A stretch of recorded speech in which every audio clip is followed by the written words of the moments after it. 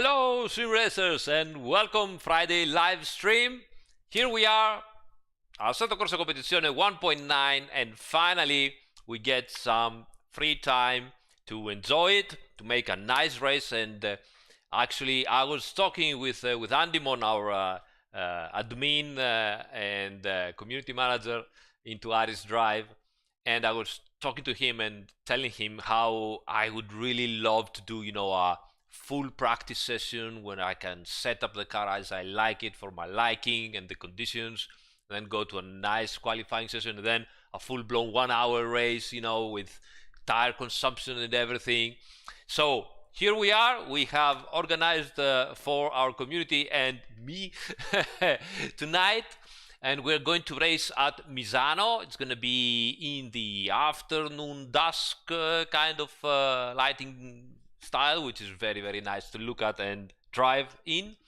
And it's going to be hot weather, but with probably some variations. Shouldn't have much percentage of variability in the settings, but Andimon, blame Andy. I'm pretty sure I'm gonna go into the server and find everything wet, because this is how it goes. So very happy to see you joining the stream tonight, guys. Hello chat, hello everybody. Let's have some fun, some driving tonight, right? Yeah, as Michele Occhianero says, remember, hit the like button, subscribe to the channel, bells, twist, whistles, whatever you want, or not. That doesn't matter. The most important thing is that you join, have fun, learn from it. So let's go. Let me join the server right away. And tonight I'm gonna be driving the Lamborghini. So I have signed up to the server on the Lamborghini Huracan Evo 2. I think it is a very nice, stable car. It suits my driving in a way that, I like stable cars. I don't like over rotations so much. I'm having trouble to deal with. And I think this is one of the best new cars, that can really help you out. It takes a little bit of extra care and maybe setup work or something like this to make it work properly. But I like the car, and I think it has also proven to be very competitive. As you know, we're still working on the BOP together with the esport drivers. So before every esport race, we're getting closer and closer and closer to the car, and I believe that in the following months we're gonna have a very, very nice and well balanced grid. It's gonna take a little bit of time, not too much, slightly, couple of months maybe, but I'm confident that with the job we're doing, we're gonna have very, very good results. All right, so let's go and find the server. This is it. There's a server underneath which is called Legendarish. Probably not for me, but anyway. So okay, so let's also change the car, and let's change also the camera in game. What happened to special events? They are coming, new ones, but I think there were some things to finish first, to do with some obligations of sponsors or whatever. But as far as I know, more are coming in. So yeah. Guido, yes, of course, I have explained it already in the last couple of live streams. But tonight, driving it, we will explain it once more.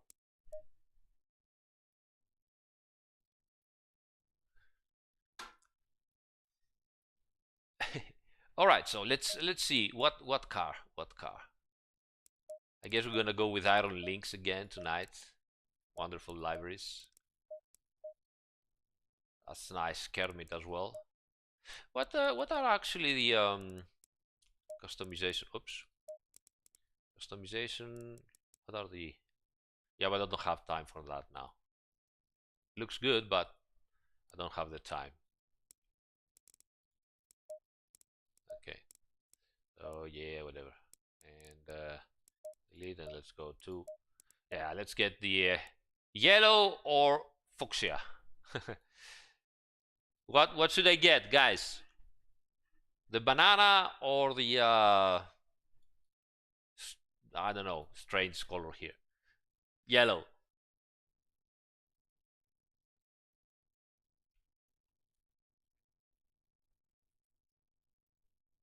Thank you, Waging Burr. Very kind of you. Thank you.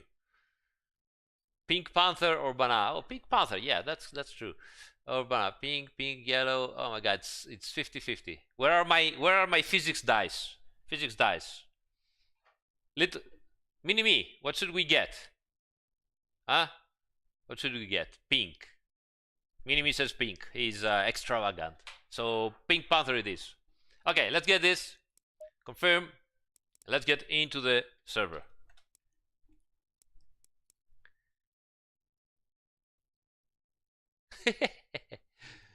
All right, let's go. Ooh, oh, of course it rains. Of course it rains. Because, of course. Why not?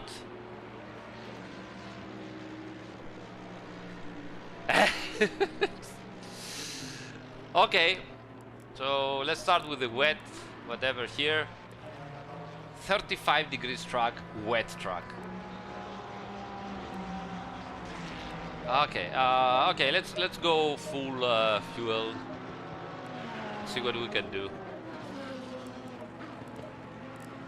What should I do? I have no idea. The aero is full. Need to go lower, not too much, but lower. All right. Jeep, as I said, the graining that we had in 1.9.1, it was way too much. After half an hour, it was accumulating and it was becoming exaggerated. Now, this is a bug. We don't want people not be able to finish races, right? So, for now, it has become minimum. We have lowered it a lot, but we are testing as we speak, and it will get back to normal levels. It needs a little bit more testing, but for the races that are going to happen during this weekend and next week, we are keeping it at very minimum situations. Also because all that graining was also interfering with how people were setting the cars, making them rotate even more than needed, because like this, they would eliminate the problem with the front end that was graining highly and was causing a lot of understeer. So it will take, you know, a week or so to do the proper testing, and then we will raise it up again to the proper values as it would have been. So that's it. All right, so let's go here. I know it's raining, but I want the car stiffer than what the original wet track asks. And let's try it. Let's go. No worries, Jeep. And thank you there, Timbo. Thank you. Very kind of you. Miami GP preview. Antimo. Jesus. Oh my God.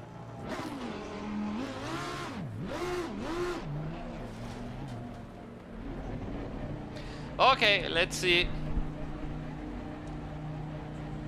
Hello, Nicolas.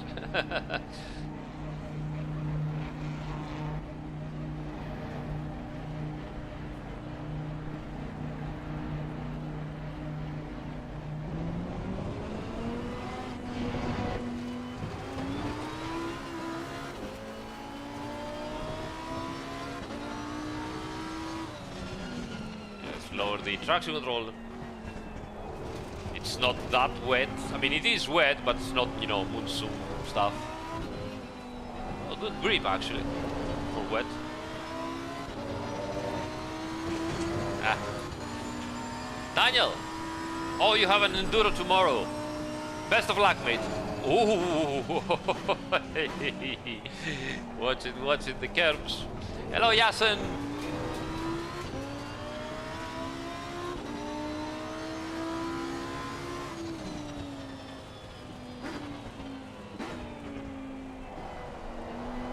Right, good turn in and good traction as well, so probably we can go with even lower settings of the traction of the robot. Let's do a lap. Let's see. Oh, the pressures are already too high, so the track is really hot even though it's wet. So I guess we have to go in.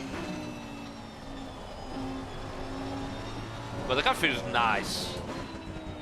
This is a really nice car.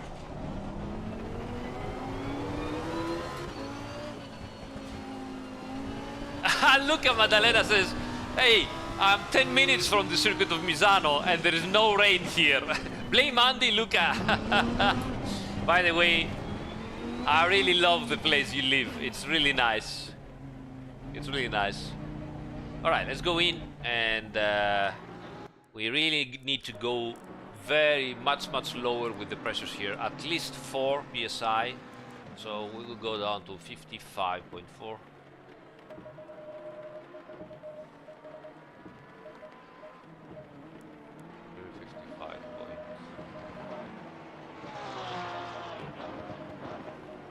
Like that, and 3 we need to go down to at least 55. Let's go 55 here as well. See what we can do. Toy is probably way too much.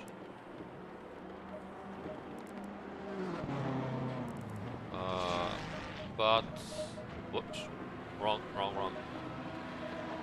Let's leave the toy as it is. And then we'll see it again. Niall, go on.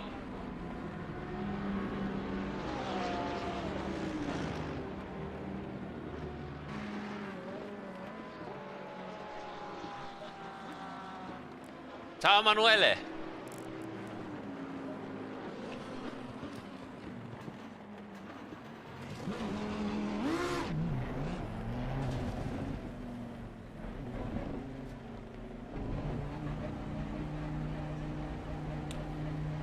The ABS one works better. Well, here it is. Now, ABS, it doesn't really work better because if you have really wet and you go in ABS one, you're probably locking. But ABS has a lot to do with how you feel and how you are engaging, braking. Okay.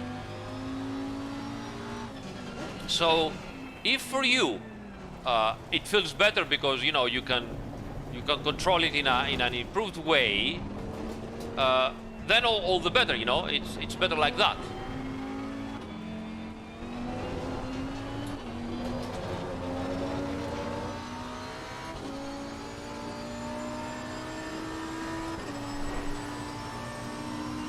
So you run Lambo this week, TC1 at 3 and TC2 at 0. I'm laughing. It's better like that, you don't understand why. Well, first of all, TC2 at 0 doesn't mean that it doesn't work. It just works on a predetermined number. And for 1.9, I made some, small tricks to see how you guys are gonna do it. And here's placebo kicking in. I don't remember the exact number on the Lambo, but I can tell you that TC2 at 0 is practically the same number as TC2 at 2 or at 3. I don't remember right now which one it is. So, sorry to tell you, but you are under heavy placebo. But, as we said many times, it's easy for sim races to put something to 0 or to max and don't think about it. And, and just deal with it. So, but anyway, I mean, again, if it suits you and it's better for you, then by all means do it.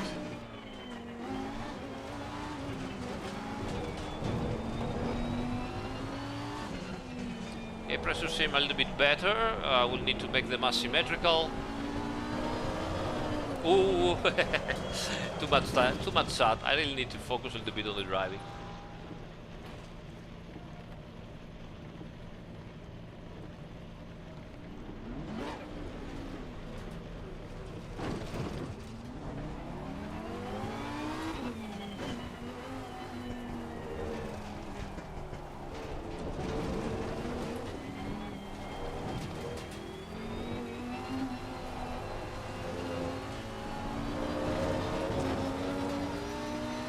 It's okay, Daniel. I mean, don't take it, you know, too seriously. If it works for you, then it's fine.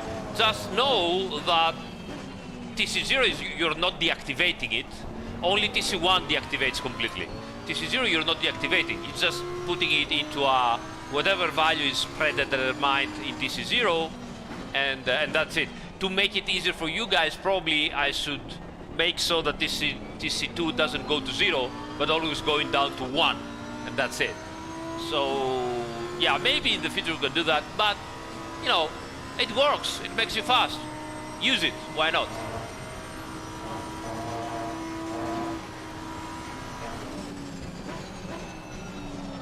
Oh my god, I have so much ABS. Let's go down. 4.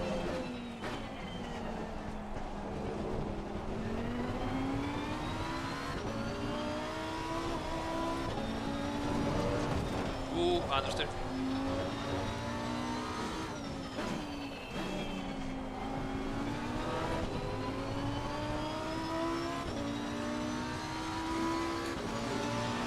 Exactly. Congrats, congrats.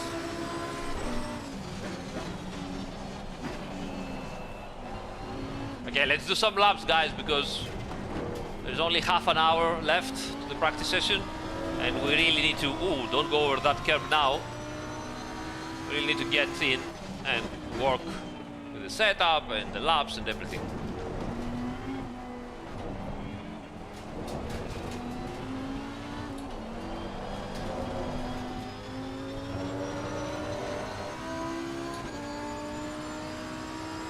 Now, well, there are setups that, you know, they actually do help you to go faster, that's for sure. But there's also plenty of placebo, or simply put, personal preferences. You know, you like the one setting better than the other, it gives you confidence and it gives you, how to say, the self-motivation to make a better lap. Why not? It's all about mental games in the end of the day.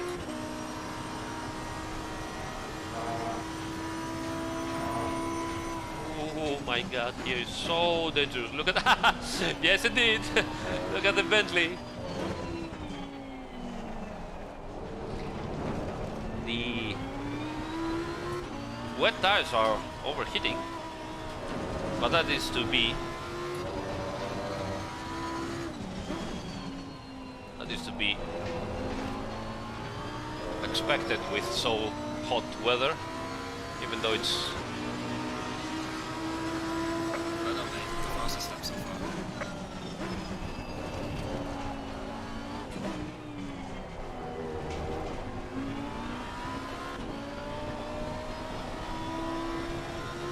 so difficult to go over there.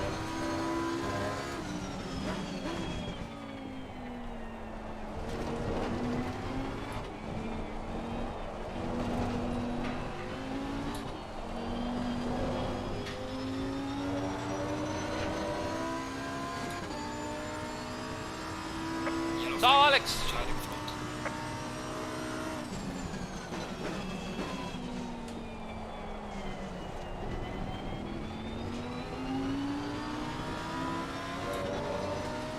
Car on the left.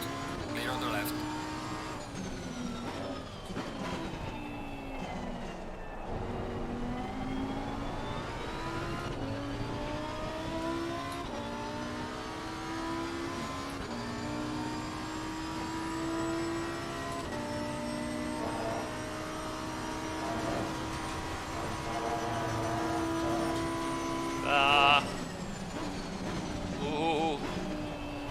So much Yellow flag is set. modulation over there to not go straight.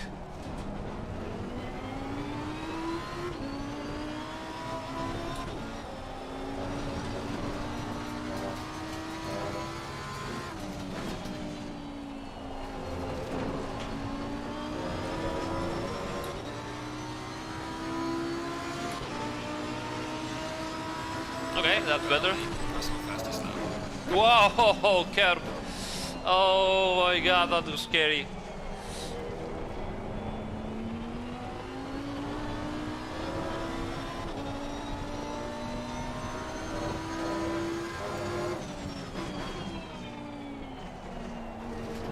But the car is really nice to drive, even in those conditions. It still gives you confidence if you don't doing stupid things, and it's like telling me, okay, we can push more, you know. It's nice.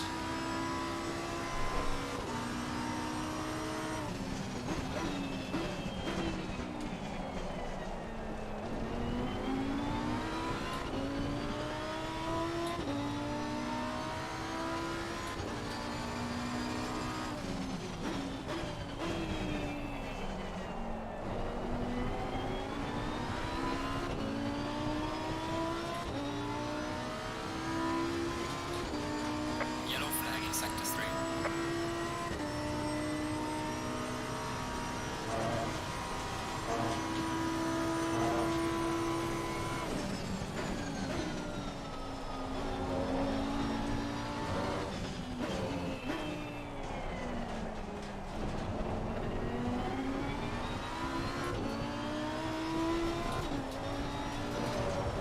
Ah.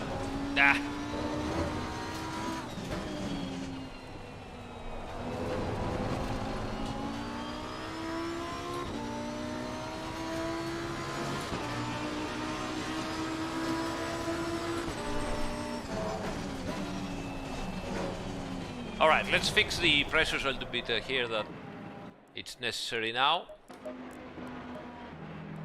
Okay, so 30.7, so let's go down by 3 like that. This is good. This is, it can go even lower. And 1, 2, 3, and I will take a little bit extra rotation here, like this. And let's try it. I mean, why not? See what happens. Okay. Oh, that's good. Dumpers. All right. Let's.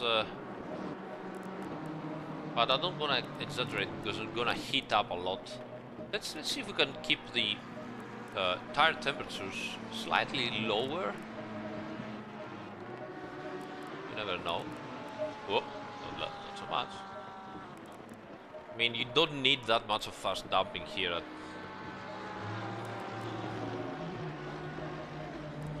And let's raise this a little bit, like that. And like this. Okay, the air is fine. Let's go for it.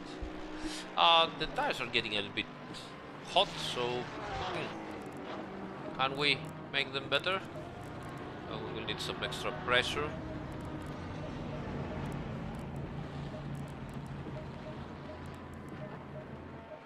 Okay. Yeah, all this work in wets and then it's gonna be dry in the qualifying for sure.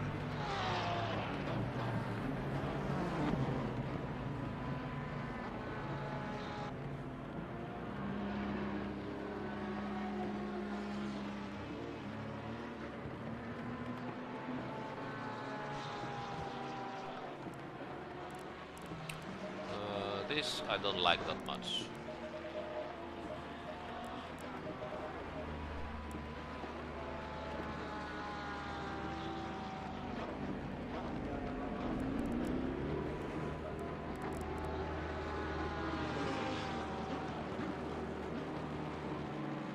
All right, let's try a little bit more.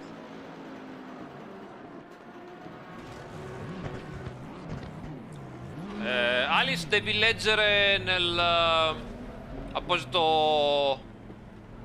sottocategoria. C'è scritto Race Pad o qualcosa del genere e lì ci sono le istruzioni su come accedere. Adesso penso sia tardi perché dovevi essere registrato prima, ma per le prossime volte provaci. Oh, come on, I forgot.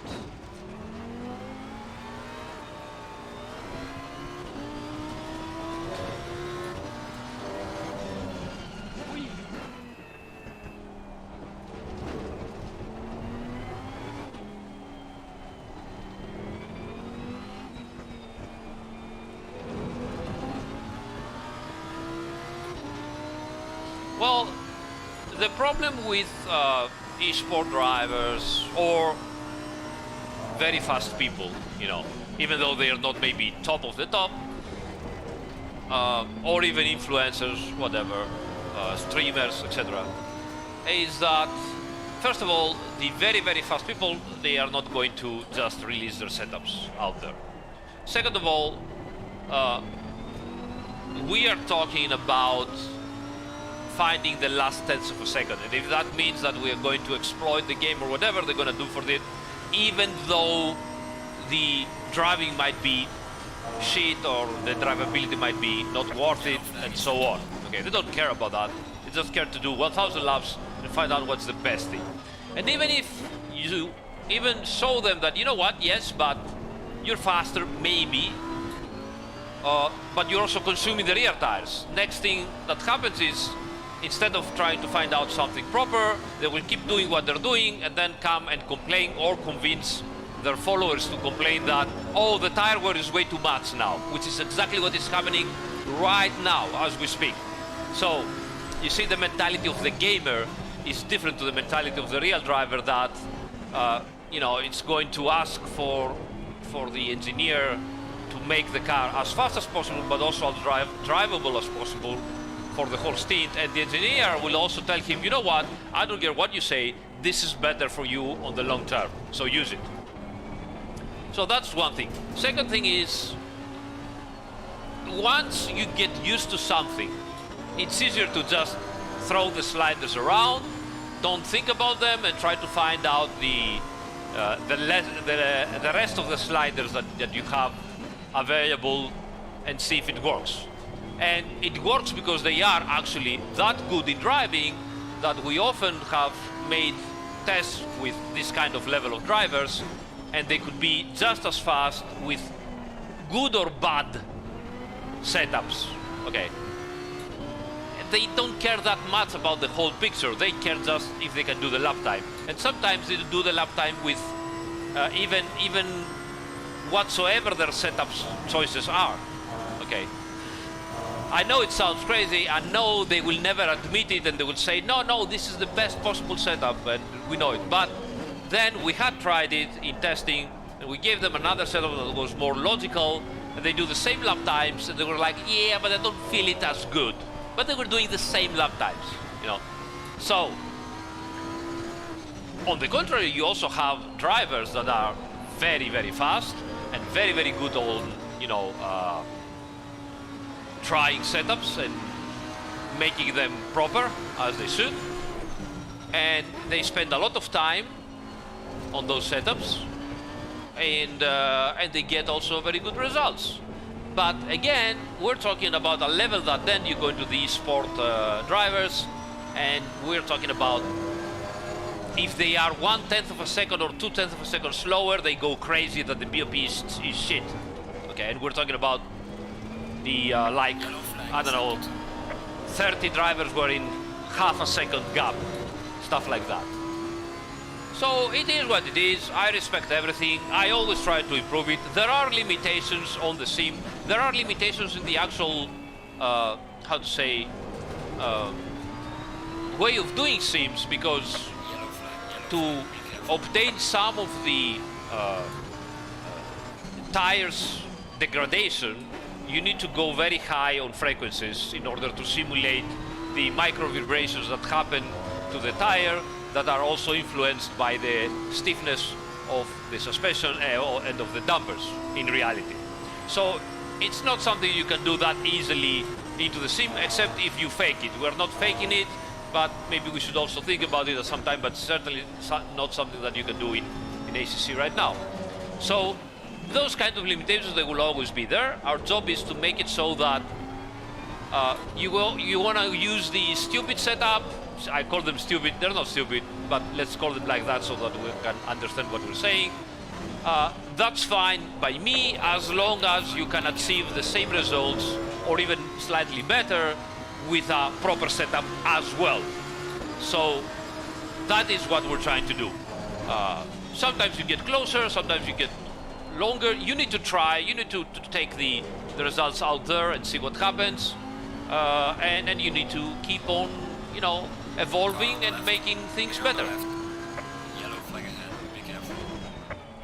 But obviously, it's also sometimes a little bit, how to say, sad, let's say, disappointing, releasing, you know, an update that you have worked for months and tried for months, and then like in 2 days, all the experts are like, this doesn't work, whatever, because they were expecting the usual massive difference. They were expecting, you know, to put, I don't know, negative toe and having the tires blow out. That's never going to happen if you're doing a proper job, because it doesn't happen in reality as well. There are other reasons because they're not doing it in reality to those levels.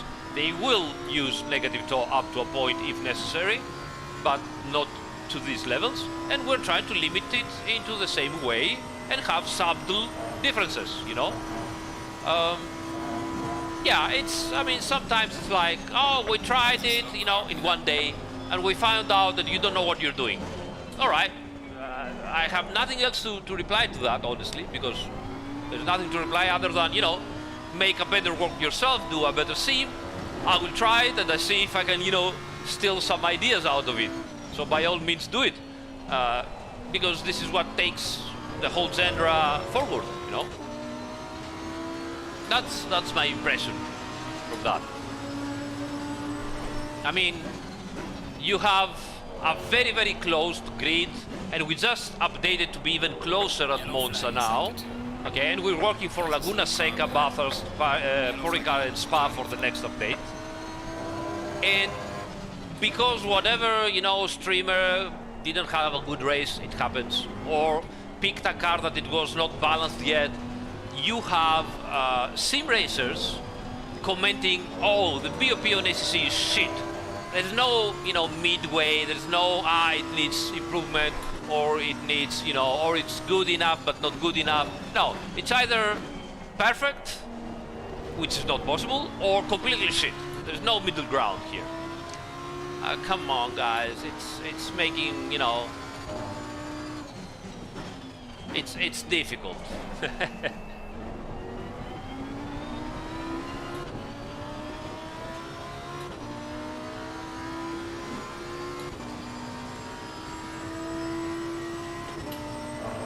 All right, let's do a proper lap.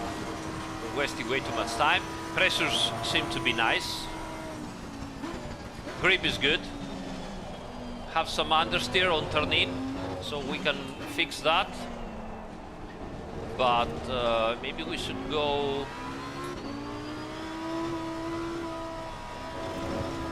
like this to fix a little bit of turn in. So now I have used slightly higher engine brake on AQ map 4.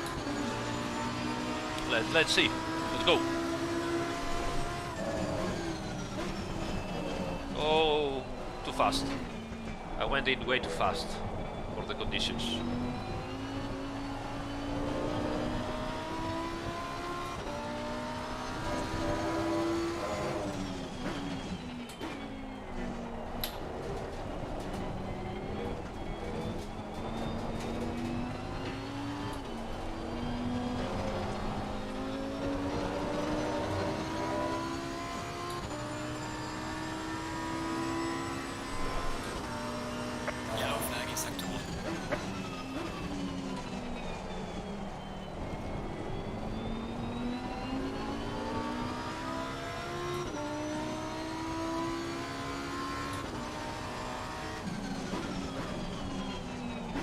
Oh, come on.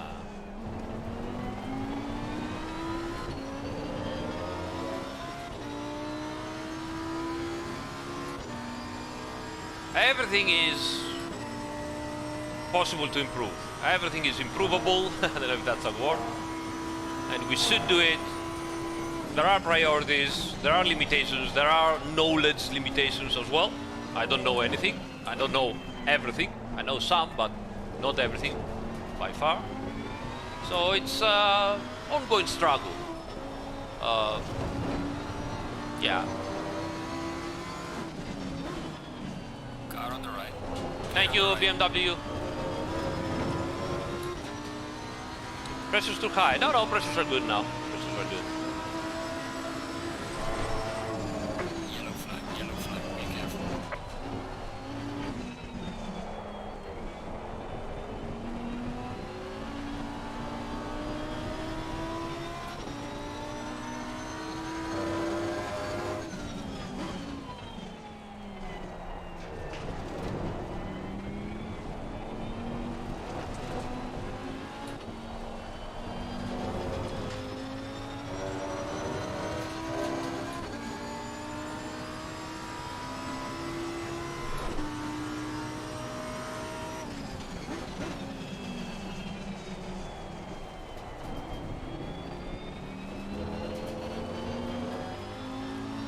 Ah, I was in third gear. Come on, Aris.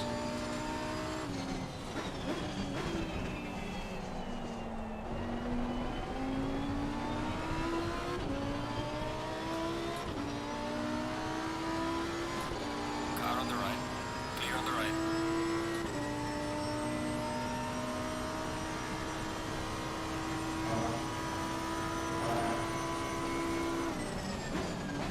Oh my god, I hit the curb. Fucking hell, and tires are destroyed. Damn it! I hit the curb over there. I just went way too fast. All right, let's fix the mid corner understeer that I feel. So what should we do? We can lower the let's see, we can go lower here like this. We can raise the rear end, go even lower here at the front. And what else should we do? I don't want to go much higher. Let's go one click lower here. Spin, spin, spin. Spin, spin, spin. The track is kind of dry, and as you can see, the temperature of the track is also very high, 34 degrees, which is not that impossible at Misano when it rains in the summer.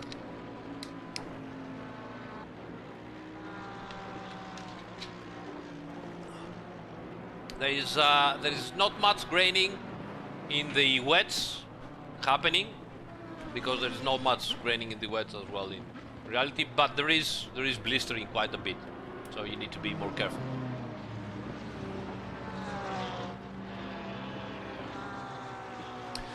John M, I would correct your saying here. John M says 1.9 is way more sliding in the cars, especially in braking zone. I would say they move more. It's different. It's not that they're sliding as much, but they move more, especially by flexing the sidewalls, you know. They move more. So if you don't catch them, eventually they will slide. So you need to be a little bit more active on the braking zones, not to catch the sliding, but to accompany, to work together with the movement. Yes, they do feel more alive, I agree. Let's, I don't know, should we go down here? We can try. We can try. It is, Bjorn, it is definitely less understeery and definitely easier to trade brake and definitely easier to exit and have rotation on the exits, on acceleration. 30 minutes, let's do some more.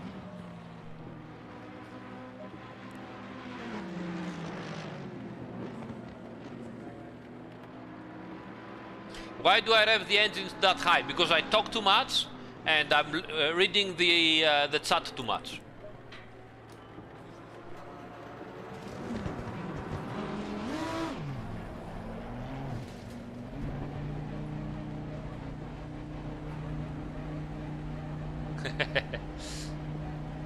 It's good, we're having fun, and I love the way that I can, you know, work a little bit on the setup instead of, hurry, hurry, hurry, do the live stream, go into the race and start driving, you know. Are you gonna learn to fix everything in the setup?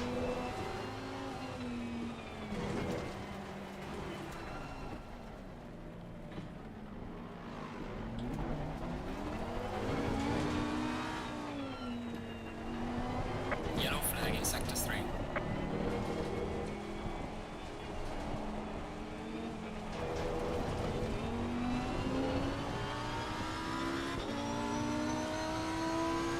Oh, that sounds very nice, PC. Should be good.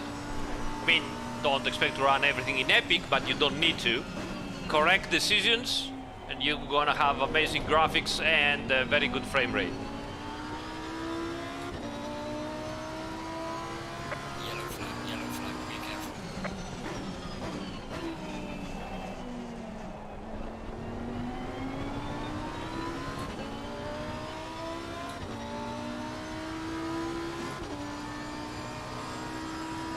Okay, can't we do a lap time to go up to, I don't know, P10 or something like this?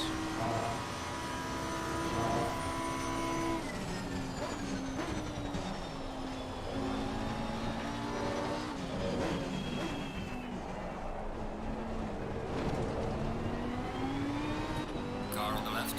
Thank you, Sakir.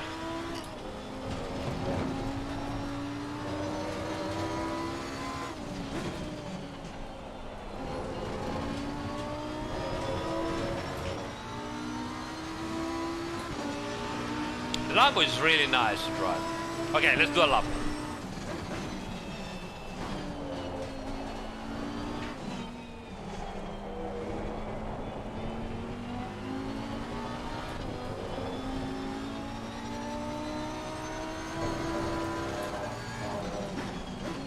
That was wide over there, but we saved it somehow.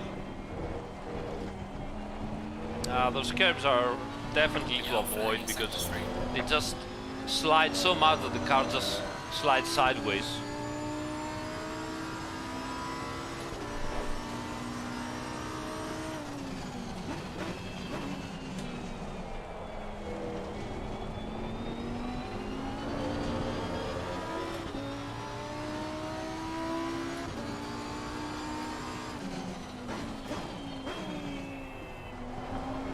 Very bad line.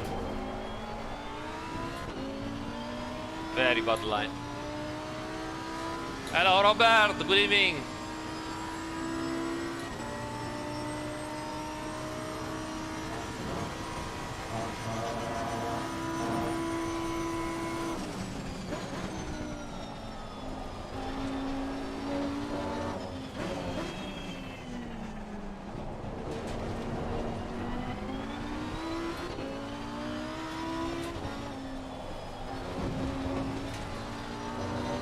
I have so much potential on the lap, but I'm just not focusing enough to make it work. But we will find a way.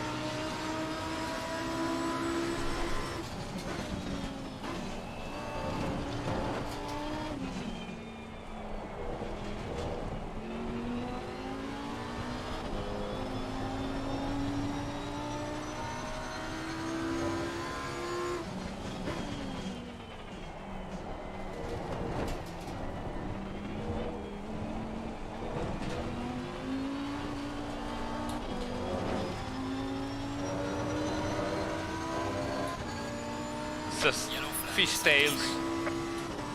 Nice.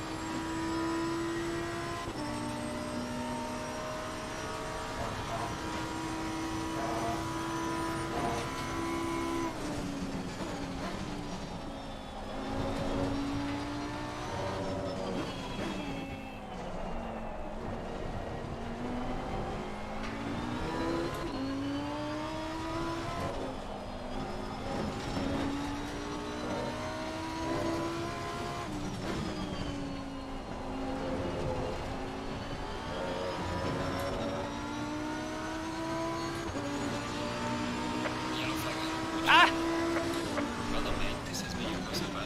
Almost.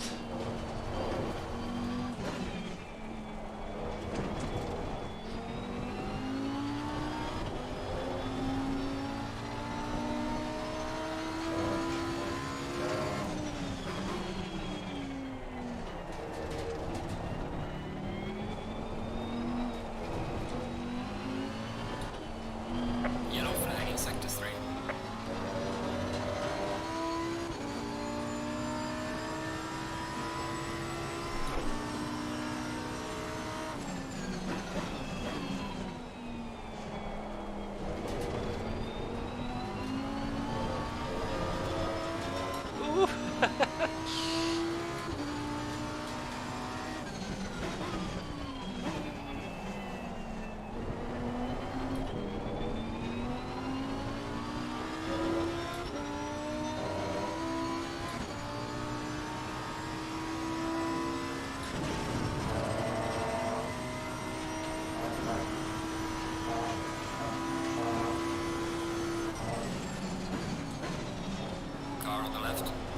scheme. left.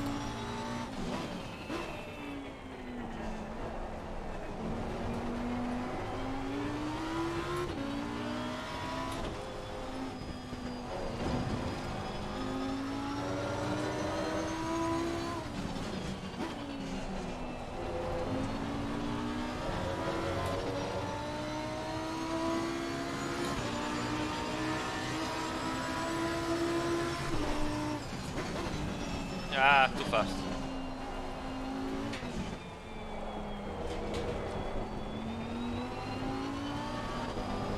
Yellow flag ahead. Watch out in front. Ah.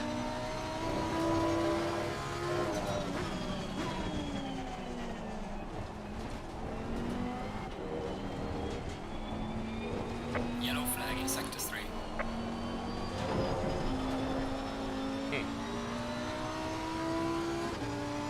So I wonder.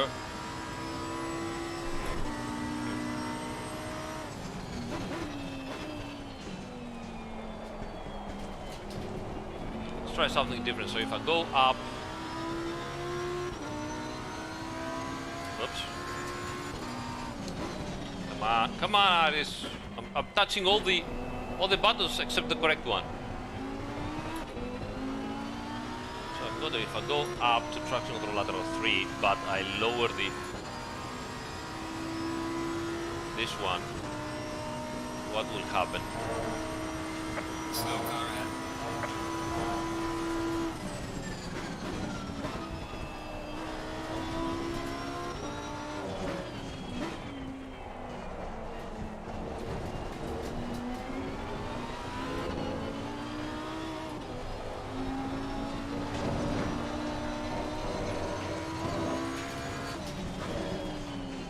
Yellow flag ahead. Watch out.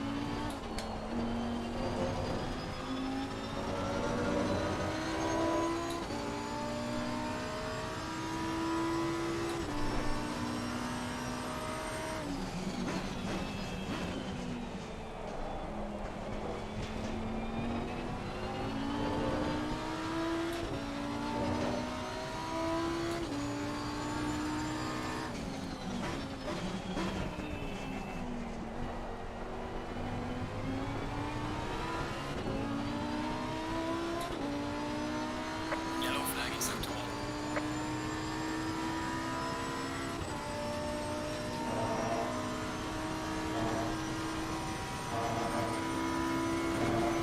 I'm not gonna make it.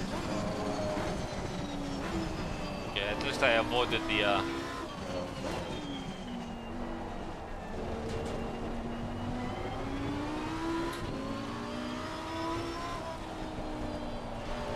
spin.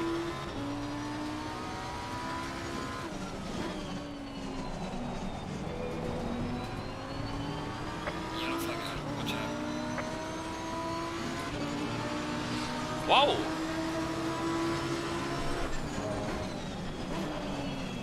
Go outside so we don't get him. That was good acceleration over there. Alright, let's stop.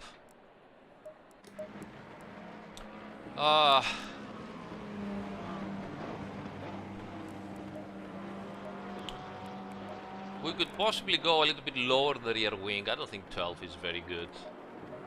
See what happens.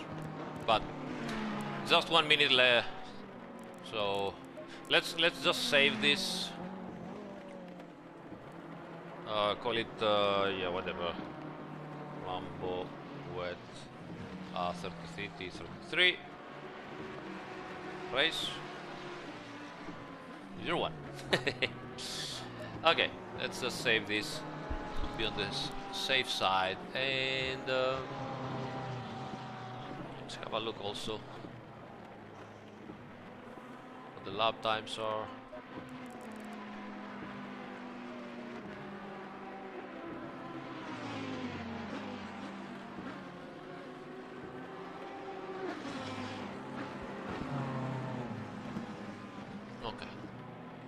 even way too heavy.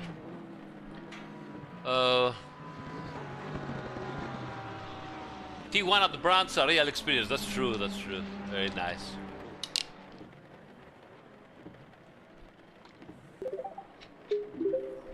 Low speed oversteer.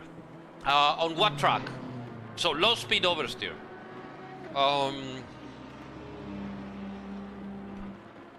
Low speed oversteer. Yeah, no track. So low speed oversteer. Gop. Thank you, buddy. Thank you, buddy. Thank you so much, buddy. Yeah, the pit stop pressures, but yeah, but you're right. I should. You're absolutely correct. And save it again. Because practically you don't have tire sets limitation on wet tires in real life. But yes, unfortunately that doesn't let you know exactly what you're doing, so at some point maybe. Lazy devs. We had that on Vito, we had that on Setocross 1, and I thought personally it was a fantastic option. Nobody was using it, so at some point we said, you know what, fuck it. Yeah, sorry about that. So slow speed oversteer. You could make less, obviously, camber at the front, and you could give less pressure at the front. Go low at the front pressure and go mid. So you have 26 to 27, right? Go 26 low at the front and 26, 5, 6 at the rear. See what happens. What else you could do? Obviously, rear positive toe helps a lot. Thank you, Claudio. Thank you so much, buddy.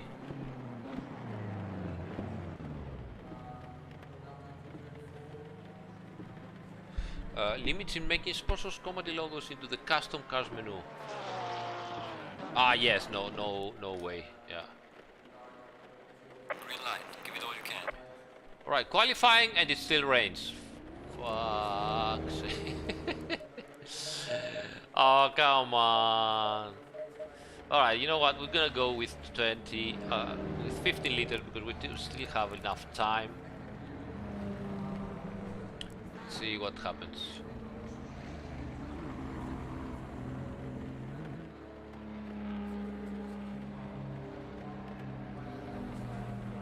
No, we don't have remote monitoring because that would be against privacy, you know, stuff, GPR, whatever it's called, you know, all the stuff. So we don't have that.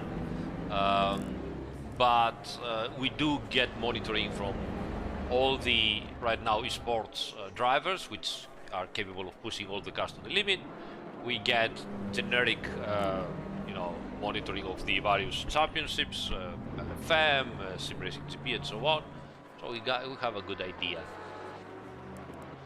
What PC components I have? I have a AMD 3600, so 3600X, slightly automatically overclocked, and I have a 2080 Ti.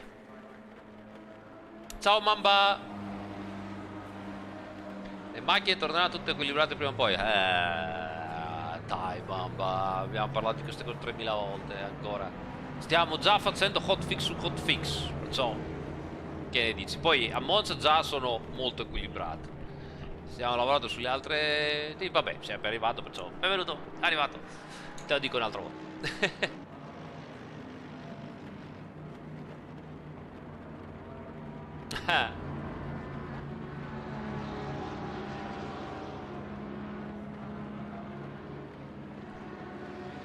Drew, no worries, buddy. No worries, Drew. Don't even think about it. I was way too close for. I wanted to see how fast you're accelerating, so no worries. All right, so let's go for a lap.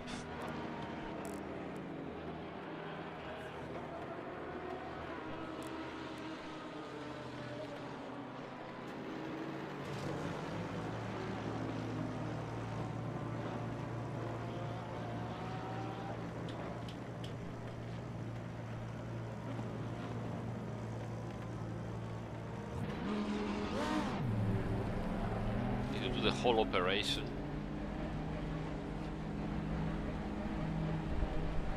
No, tranquillo, Mamba, dai. Sono io che, sai, a volte di sentire le stesse cose e di doverle ripetere, a un certo punto sbrocco, ma non te la prendere, non ce l'ho con te, non ce l'ho con te, tranquillo, ma proprio tranquillissimo. Poi sei educatissimo, figurati.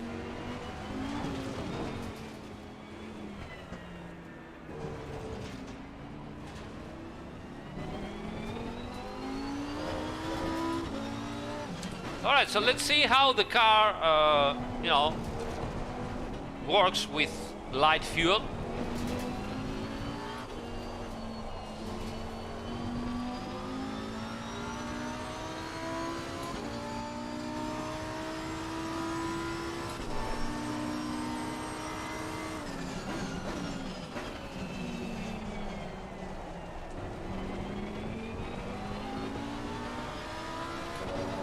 Ciao Stefano, grazie.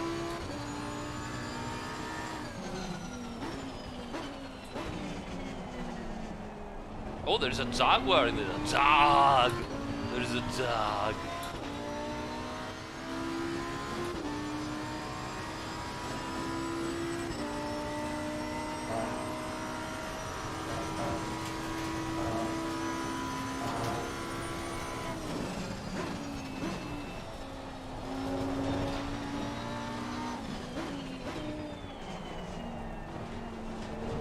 Oh, Jag went wide. Car on the left. Clear on the left. Get some space here. Jag's approaching.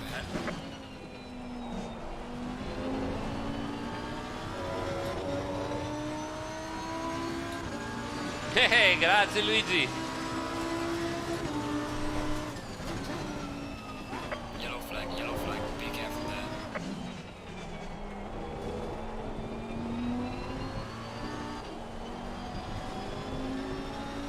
There's a slow car ahead.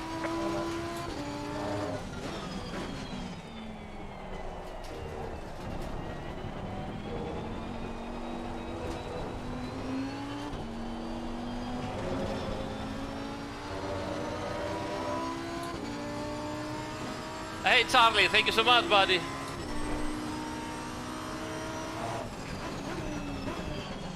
Mamba, dammi del tu perché sennò mi sento troppo vecchio, cacchio.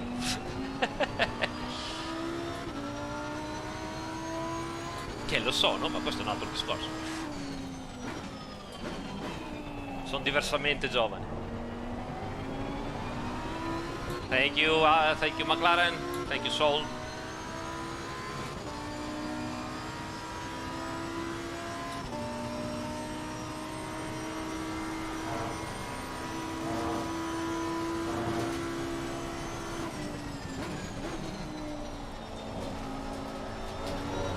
Ooh.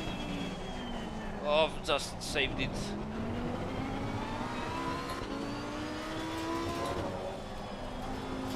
Yellow flag in sector 2. Yellow flag, be careful.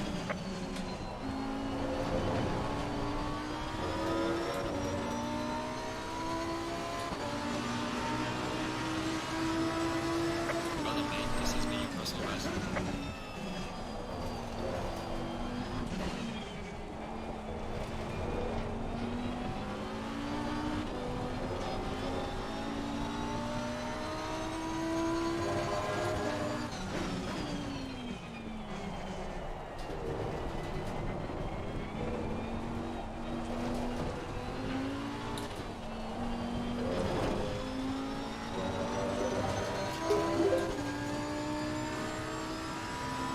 Cazzaretto, thanks for the follow.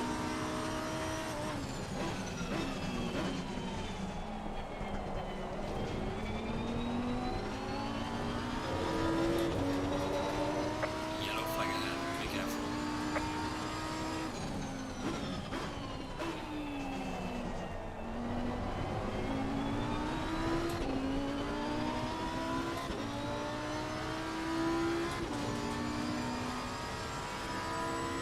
Any fanatic racers? What do you mean on the SRO? The real? I've just been at Monza, if you mean that, and I hope I'll be at Spa.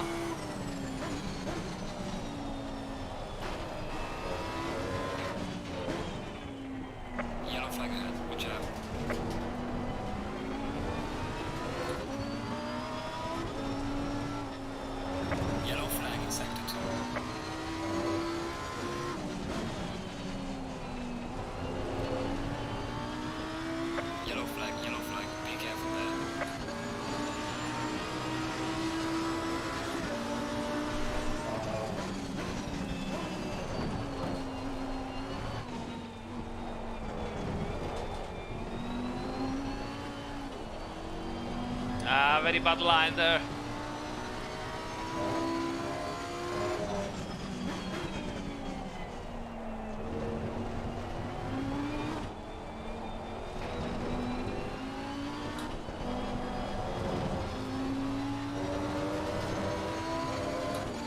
To be more progressive on the accelerator, because otherwise I make the traction control engaging instantly and I'm losing so much time because of that.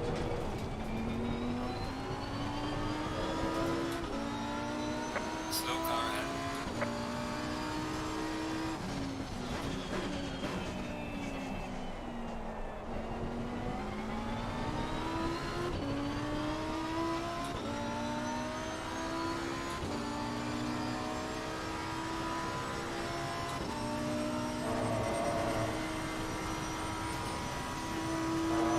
Yellow flag in sector 1.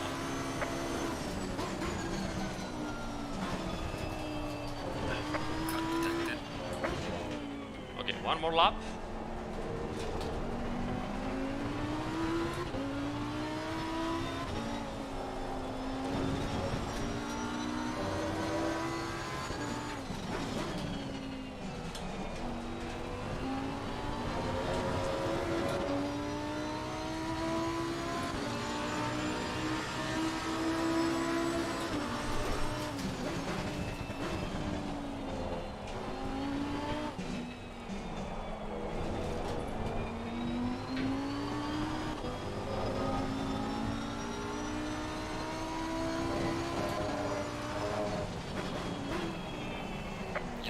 Yellow flag, be careful there.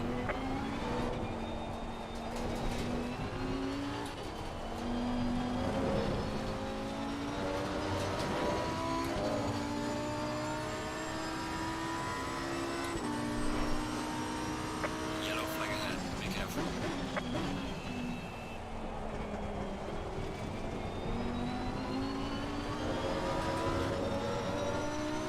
Not good.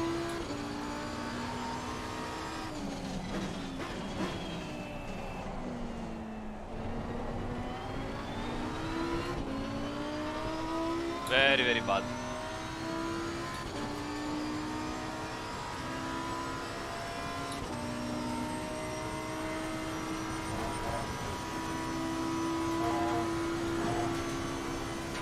Yellow flag in sector 1.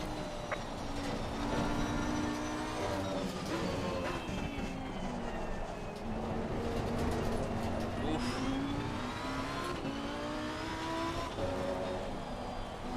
Ah, lost it. Alright, let's go in.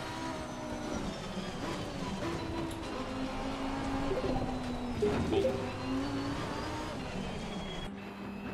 Okay. More fuel, more everything. What can we do? Car wasn't bad actually. Maybe camber's too much. We can try and see what happens with a bit lower.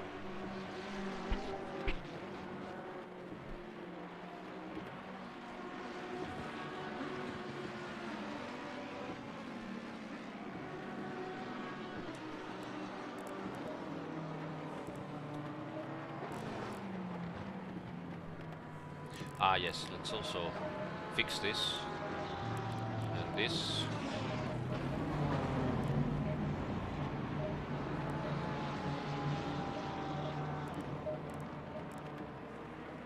Right, and save it again, because otherwise every single time. So this is cool. And save.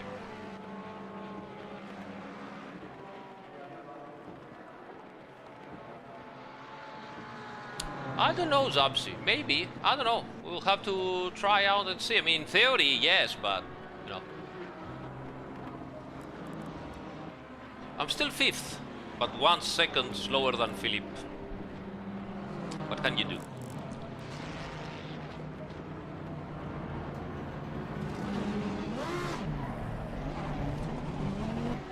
Oh, come on! Ah.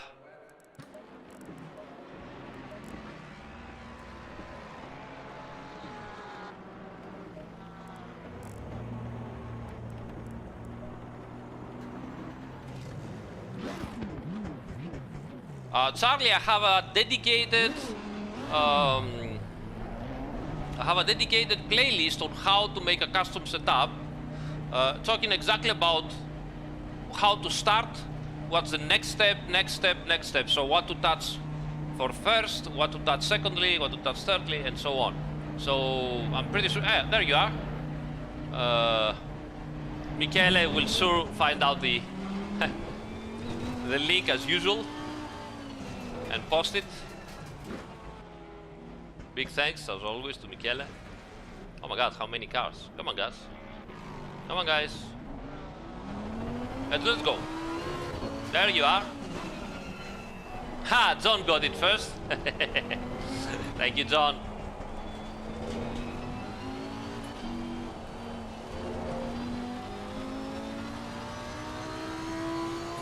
Except the fact that now the pressures are lower, everything else is still completely relevant, so go with it. So where it says about the pressures, keep in mind that you have to go lower, somewhere around 26 to 27.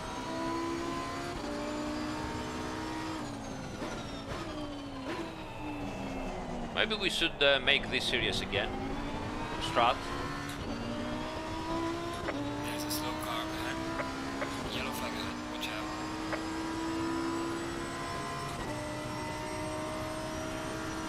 Should I try slicks? There's not enough time to try it, but nah, I think it's too wet for slicks. Look at them going all wide over there. Car on the left. Clear on the left.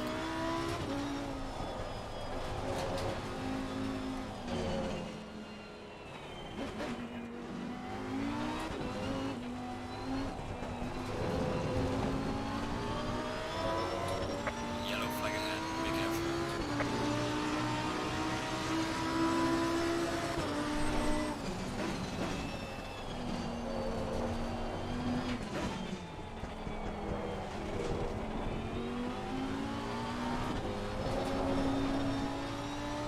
Come on. Ah, tires and pressures and everything's still not correct. We're getting there, come on.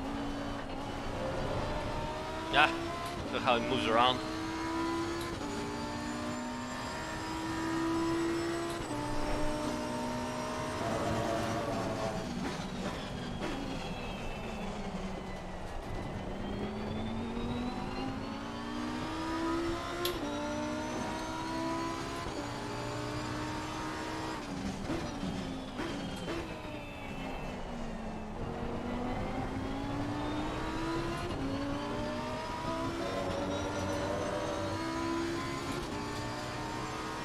Now, the damage that you see on the multifunctional display, so on the MFD, is just how much time the pit box mechanics are going to request in order to fix the damage. But that has nothing to do except to give you a general indication. So if you have, 10 seconds, it's a lot of damage, you're gonna have issues. But it has nothing to do with how much damage is going to affect you. The damage that you get is depending if you got it at the front or at the rear or in the middle, whatever. It's going to affect your downforce and your drag.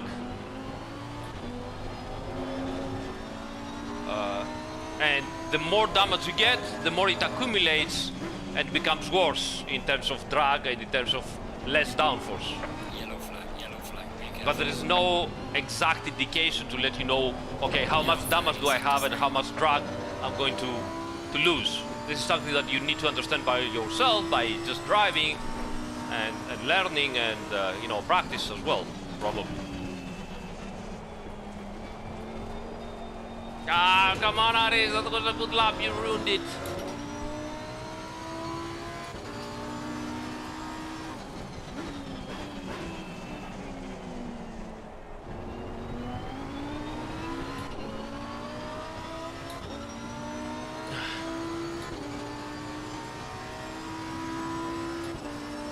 have one more lap to do.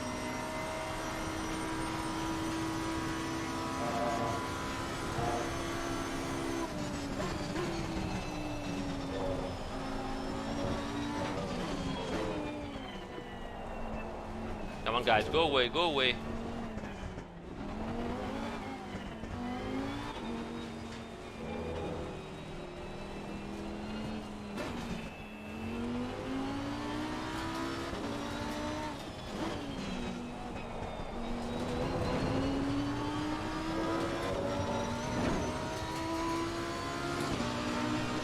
Let's go.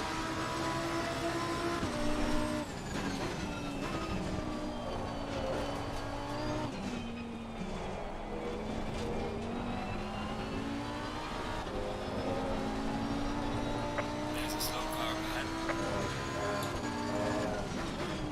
Yellow flag, be careful.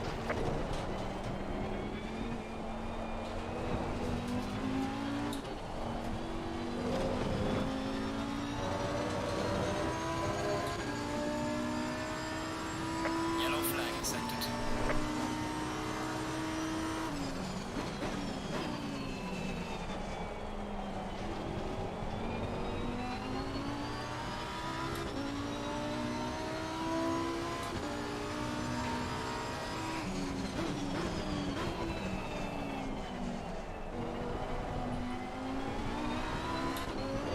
Very bad, hairpin. Come on, Aris. Why so bad?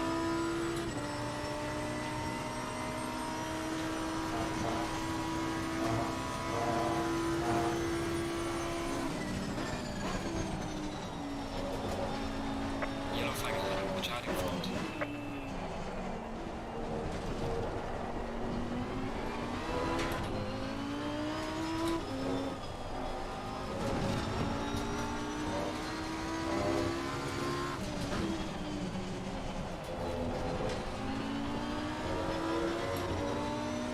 Yellow flag, be careful there.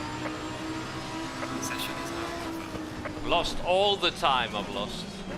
Ah, I'm so angry. Could have done half a second better. Anyway, Please try to stay on the track. that's good. P8. I'll take it. Not bad at all.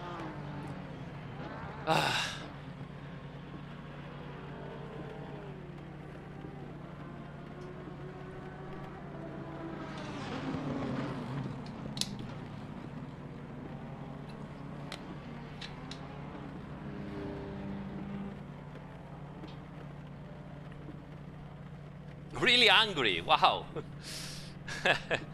Honestly, people that get really angry with something that, you know, they can either try themselves or, you know, make a simple question.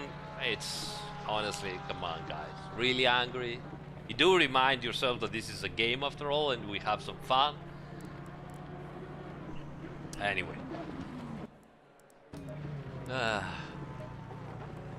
Alright, so what should we do? Should we stay on the same situation? The Jag. Where is the Jag? Where's the Jag? Jag. Oh, the Porsches are dominating the wet. Well, not a surprise. Very nice Mercedes over there. Lexus. Nice. Very good. The Jag. Fantastic.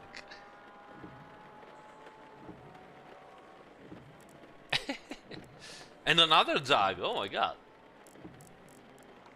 Two Jags. Alright, so we have 1 hour race. I don't know why. I have the feeling that the race is gonna be completely dry and we're gonna massively fuck up.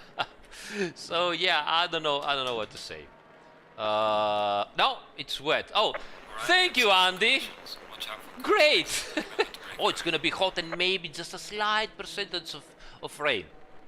I told you, I know that it's gonna be completely wet. Here you are. I have no, I don't know what to say.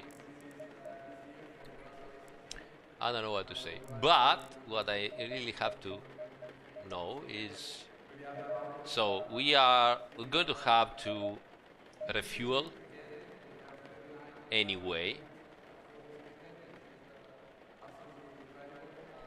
So we're gonna need like 90 liters.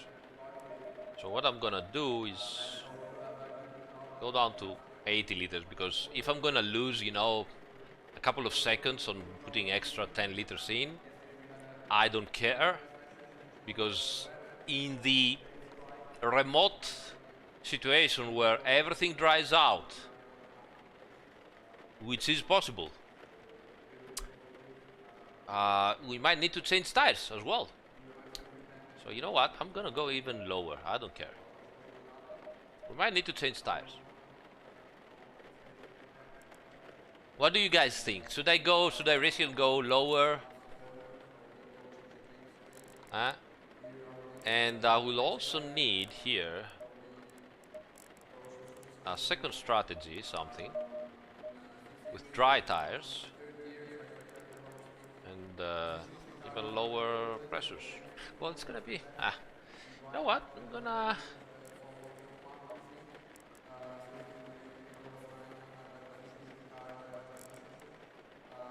30 seconds. oh my god. Okay, let's go. Let's go, whatever. 20 seconds. This is gonna be fun. It's gonna be fun. So let's go up through lateral 3 and 3, and let's not risk it. Yep, we're ready to go. Go in single file. Single file. Boom. We're starting P8 position.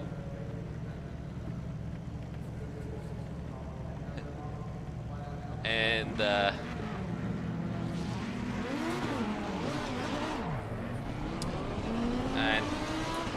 what we need to do is try to not make stupid mistakes, which is exactly what we're going to do, because that's how we roll. Is a Porsche going straight already?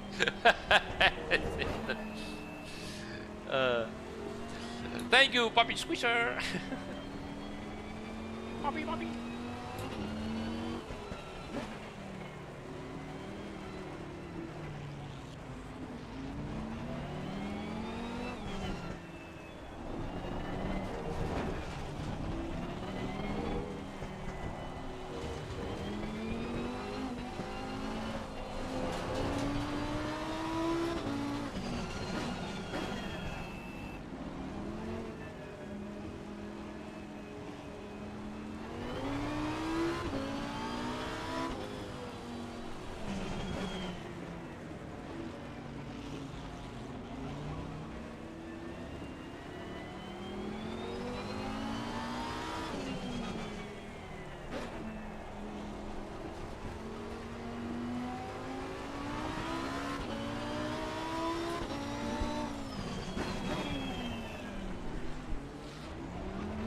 The Lambo enjoyer. Right. Do you have any extra water?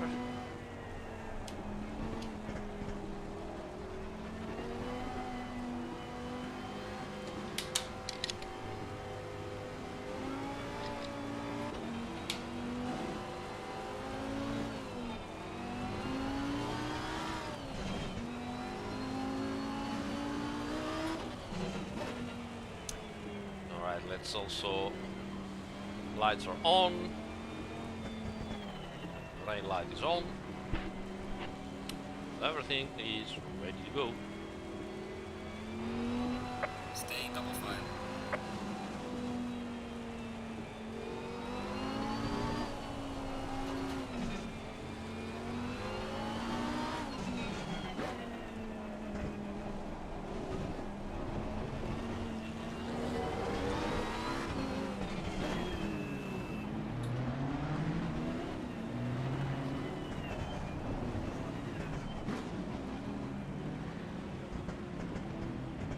Here you go, guys, here you go.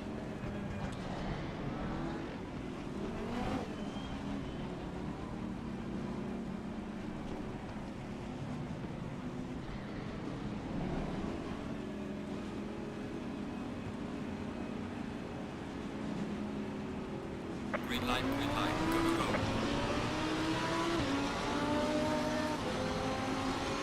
Okay, let's stay here. Oh, wait.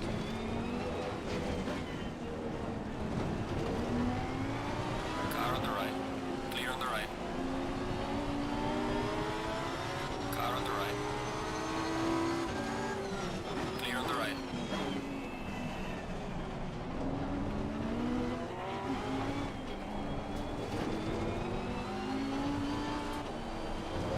Not the best of starts, but not bad either. Car on the right. Clear on the right. Yellow flag in sector 1. Car on the right. Clear on the right.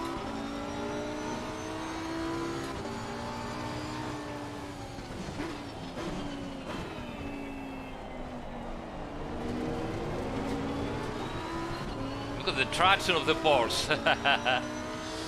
Nice. Very nice.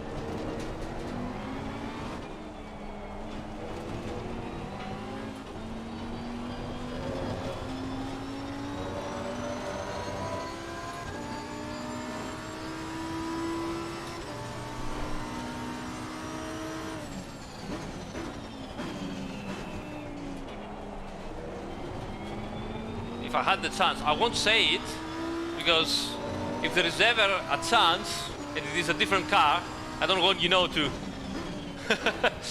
somebody to think like, oh my god, yes, you don't want our car, so we won't give it to you to drive it. So I love them all, guys, give me just one.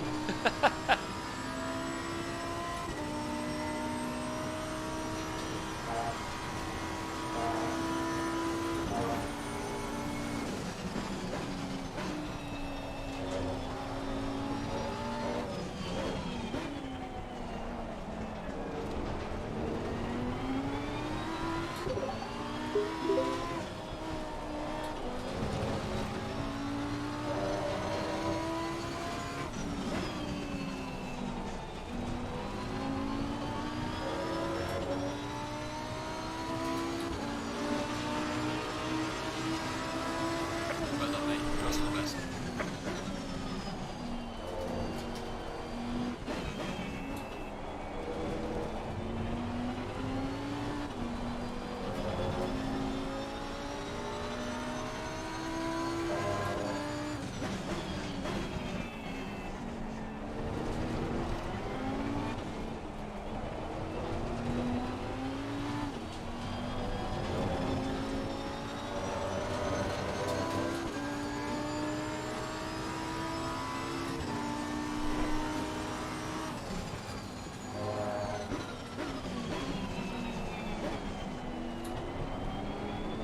As you can see, guys, I'm taking it really easy because I don't have any pressure from the guys following me. So all I want to do right now is just, you know, control what's going on, wait for the opportunity if there is any, take care of the tires. You know, it's early, it's just 5 minutes into the race, trying to not do any stupid mistakes, stay consistent. Yellow flag in sector 2. Thank you to the guys following the channel. Cannot see your names right now. Oh, there you have it. There you have it. Sorry about the guy. I hope it wasn't a Punterino.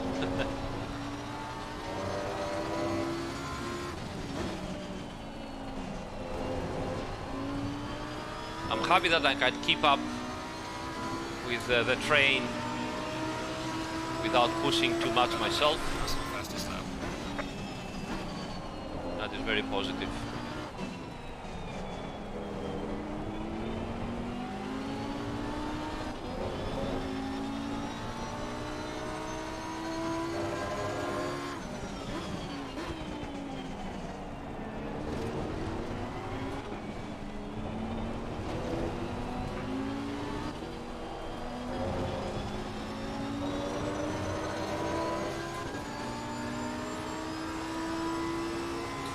Andrea! Ciao Andrea, come stai? Vero? It's true, we can ask Stefano to join with his boat simulator in these conditions. Which, by the way, guys, you should support Stefano Casino's new simulator. It's sailboats. It's really some amazing tech inside. It's on Steam, so go there and get it.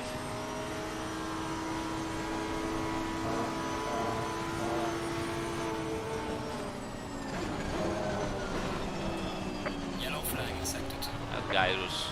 Given a warning for exceeding track limits. Why? Come on. Wasn't that fast?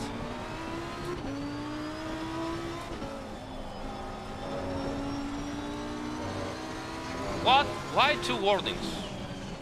Andy, do something. I got 2 warnings. There's no other warning here. Going behind to the car in front in sector 3.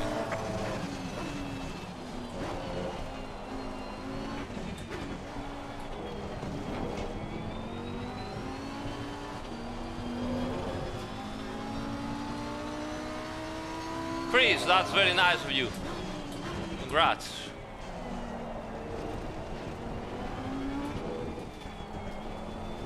You did it on purpose. You were the one assigning the warnings. Should be ashamed.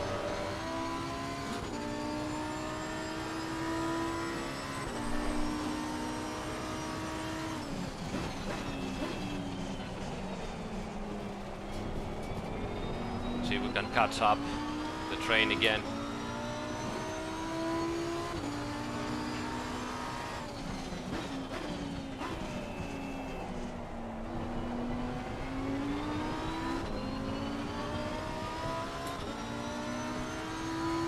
Dimon!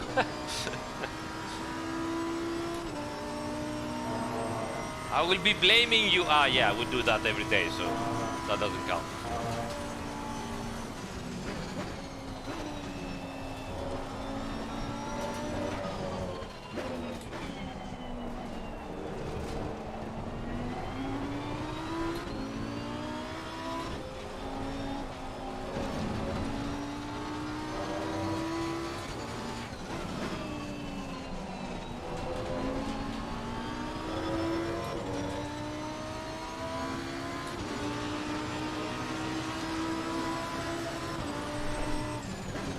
Oh, Octavian, I think, got a drive through. It's a pity.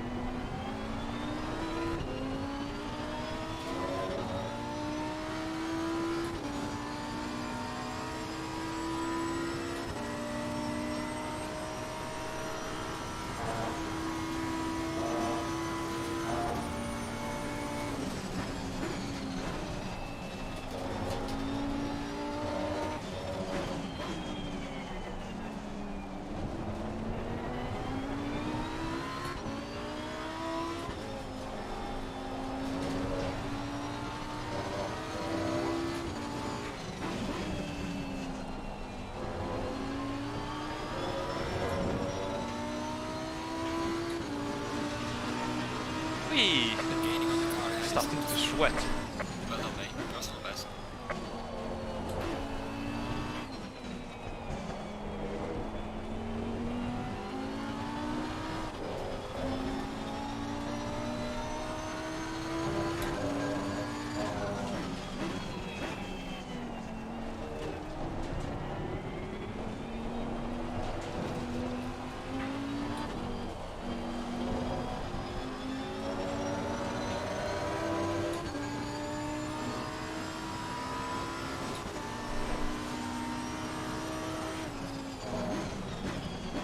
Damn curb over there, you just touch it and the whole car wants to slide. You don't say.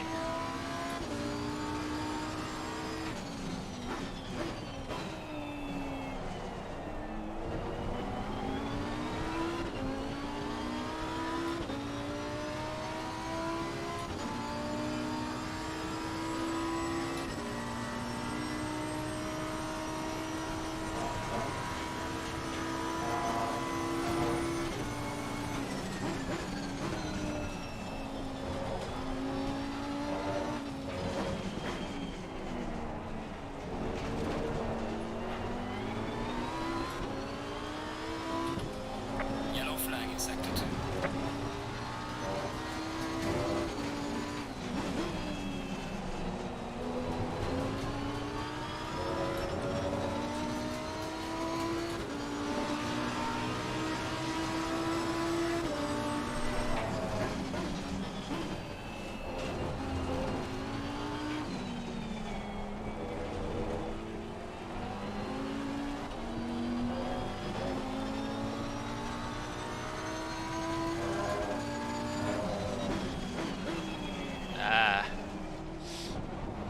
Very bad there. So I did that mistake.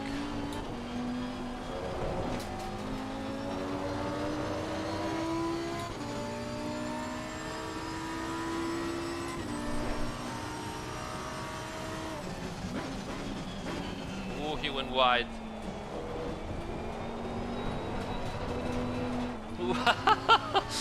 That was too much even for me.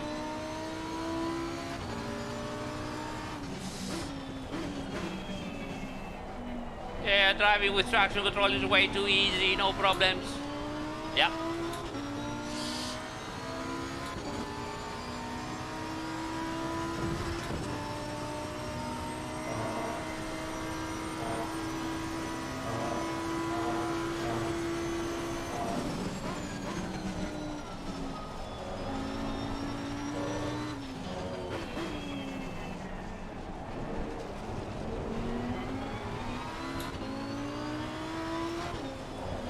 Oh my god, what happened? Oh, shit, just touched the rear. Come on.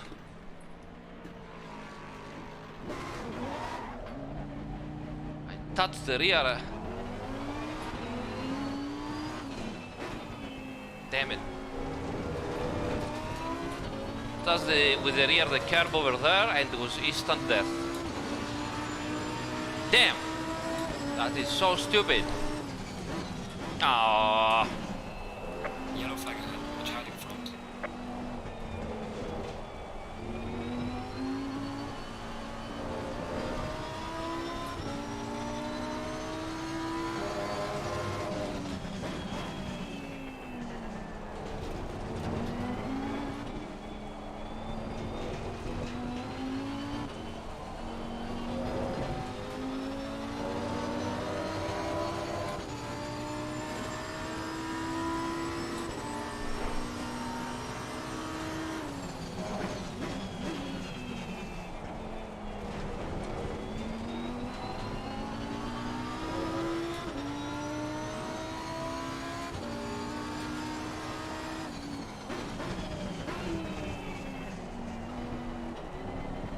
Yellow flag in sector 3.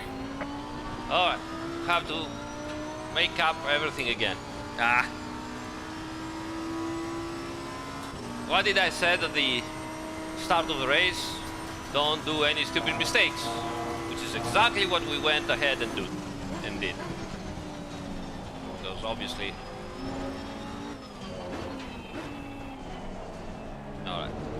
see if we can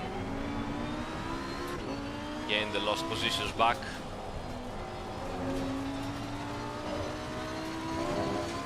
And the worst thing is that I also destroyed my rear tires in the meantime.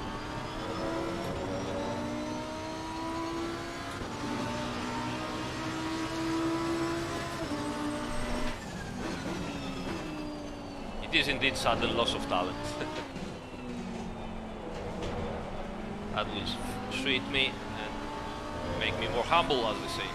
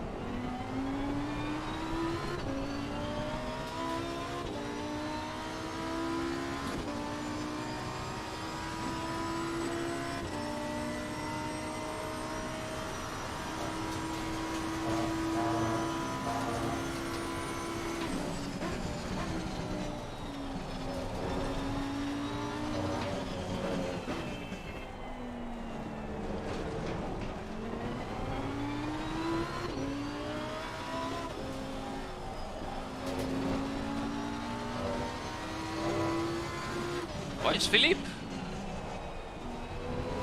with the 488?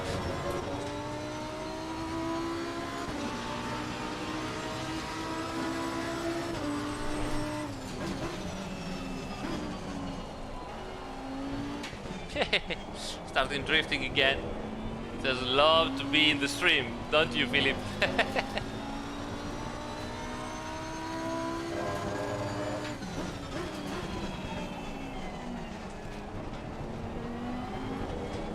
Come on, don't wait for me, go get him.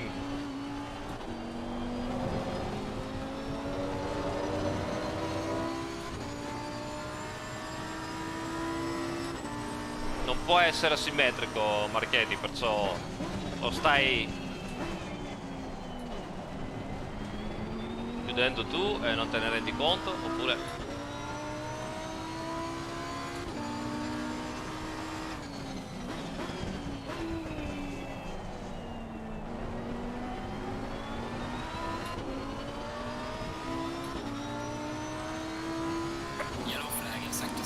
Behind me? Why did I thought it was in front of me? That's strange. In front of me is Gabriele. Cool.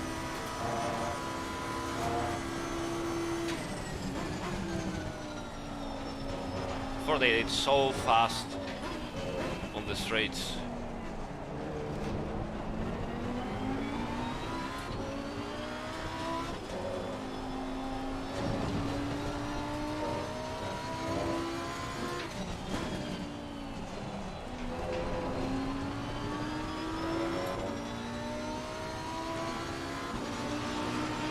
Yeah, dead.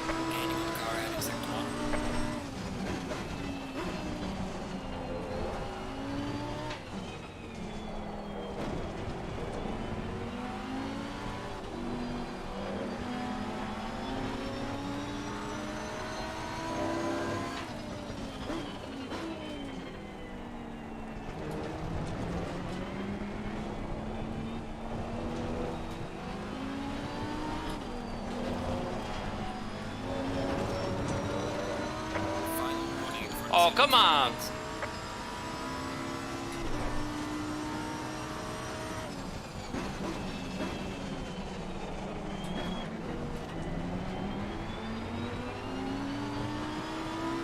Andy, take off the warning, come on.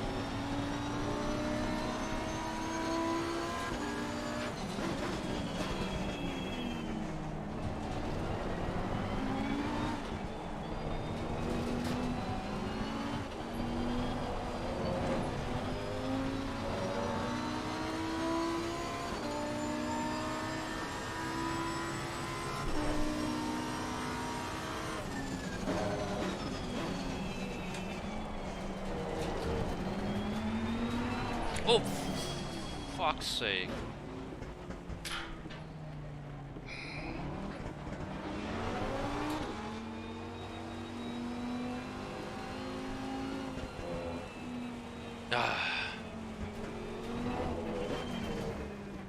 Sorry, buddy. Totally my fault. Car on the right. Clear on the right.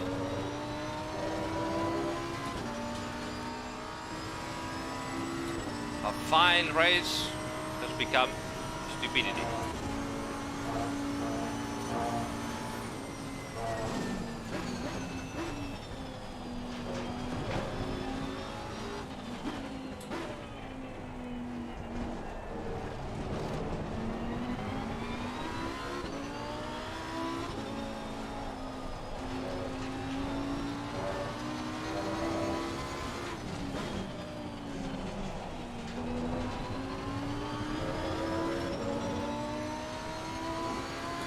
Just ruined the race of Gabriele.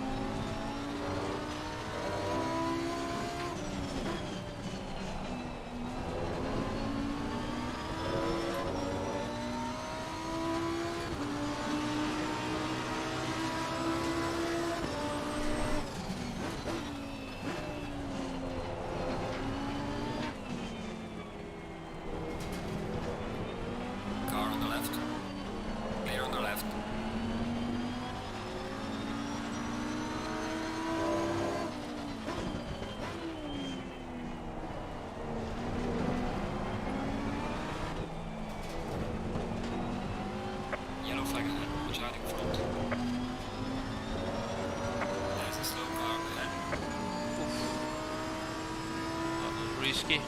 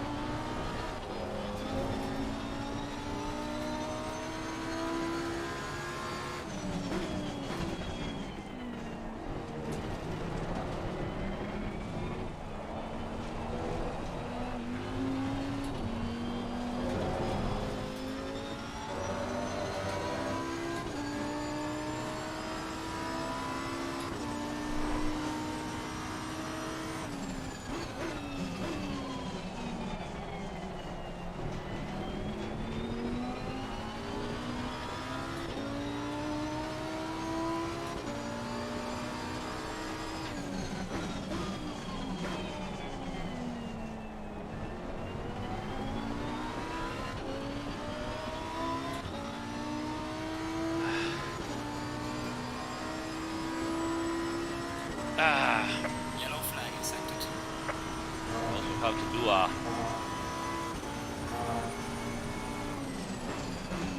pit stop at some point. And I don't think this weather is gonna get any drier.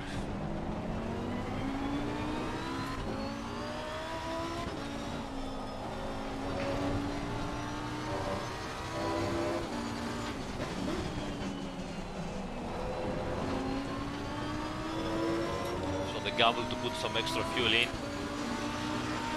didn't pay out. Gaining on the car ahead is up to 3.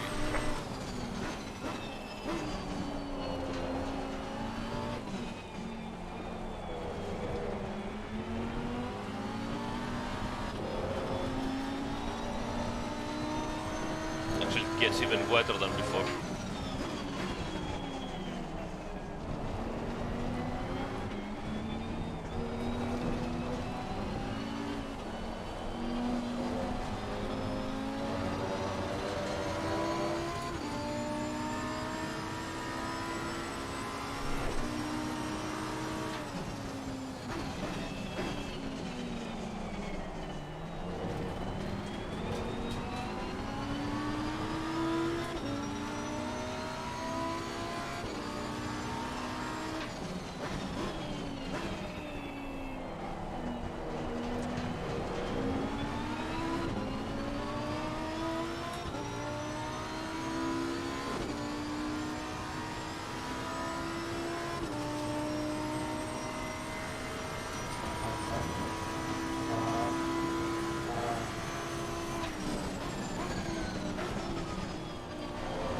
Risky situation. My god, there was that slow car in the braking, and it was really scary.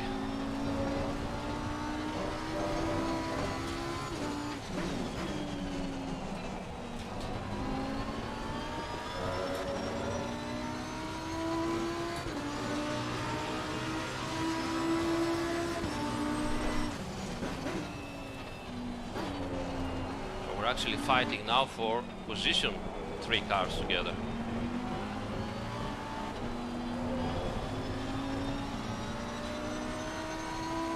We are at the halfway mark, still a long way to go. Just half race. Come on, come on. There's a slow car up ahead. We can do it.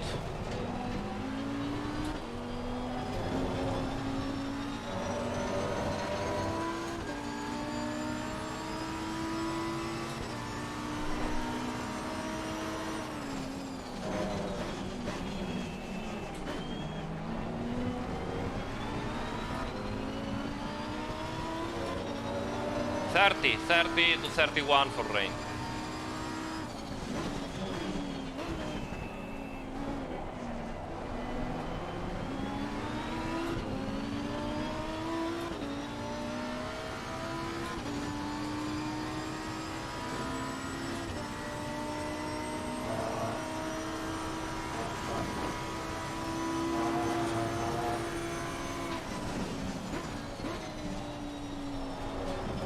See the advantage, rest. Let's go.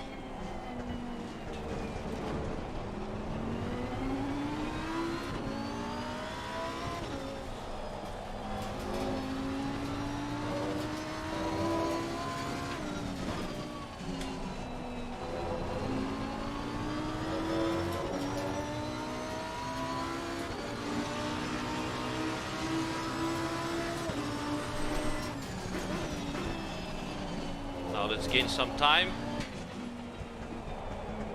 if we can.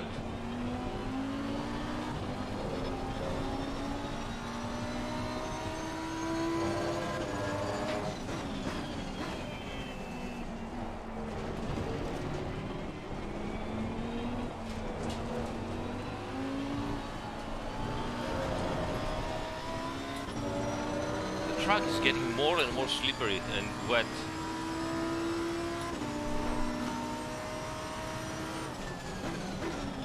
Andimon 3 hours ago. Yeah, it's gonna be hot and dry. Don't worry. And it is the second time that is doing something like that. Yeah, it's gonna be hot. A little bit of variation, not too much. And then everything is wet.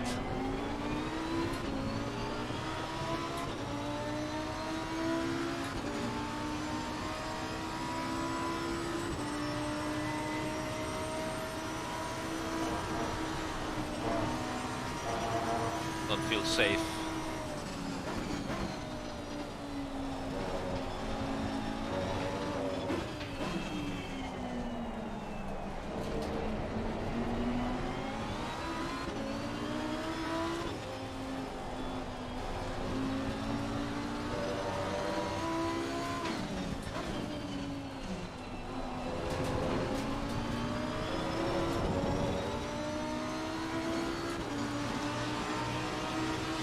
Gaining on the car in sector 1.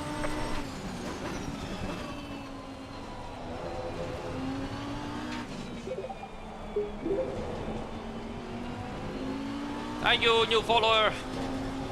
Jor. Something. Can't read right now.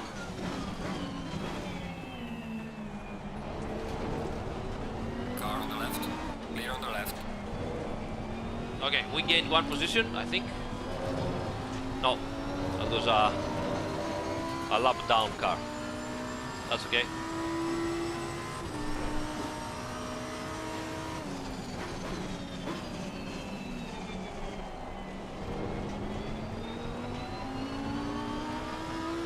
Yellow flag in sector 3.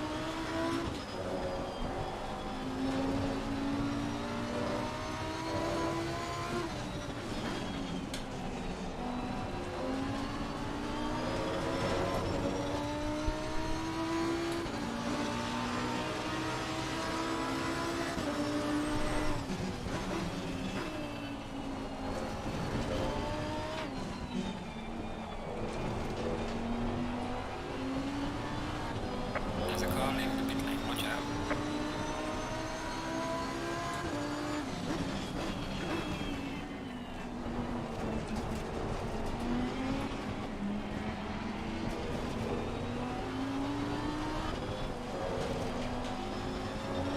It's getting exciting. Car on the right. We lost a gear. What happened there? Clear on the right.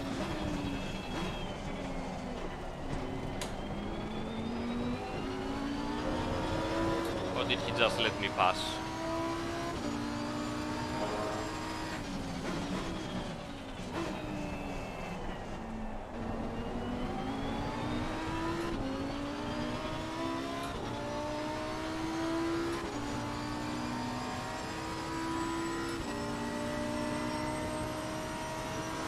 Oh. Yeah, of course. Read the chat. I mean, why not?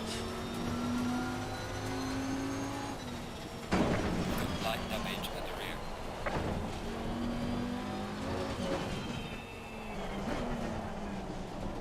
Whatever.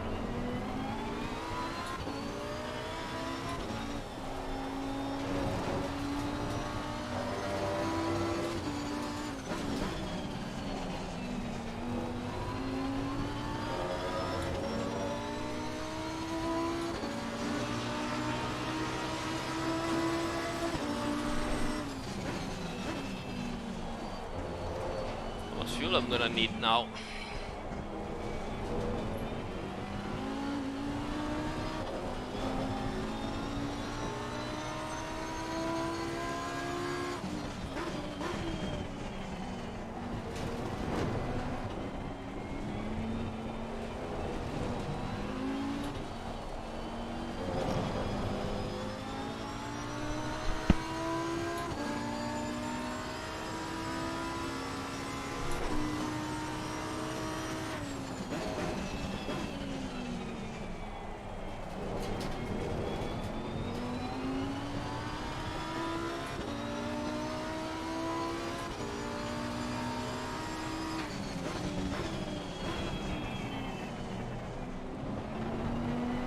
What is happening? Sometimes cars seem stopped.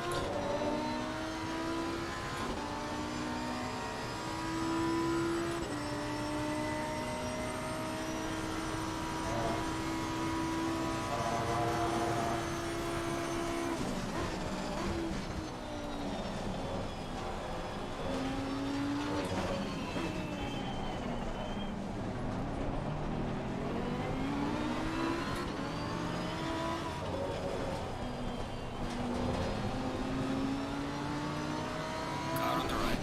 Clear on the right.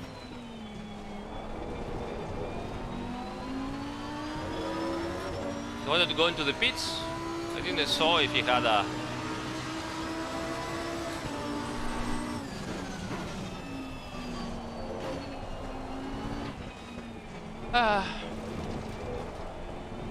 Did he put the indicator? I couldn't see it.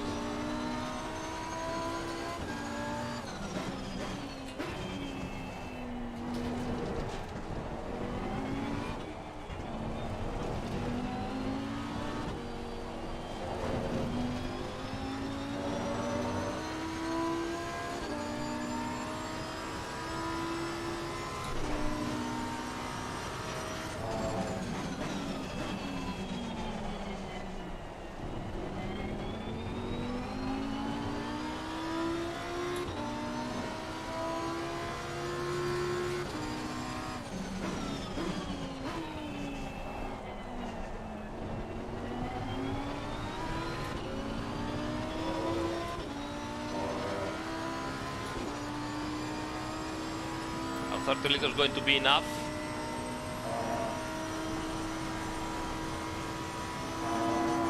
I hope so.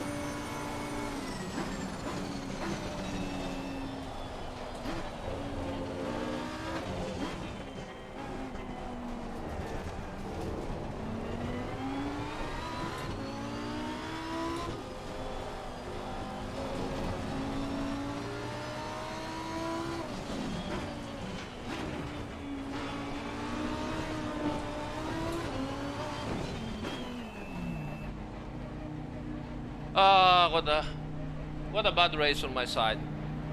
Really, really sorry.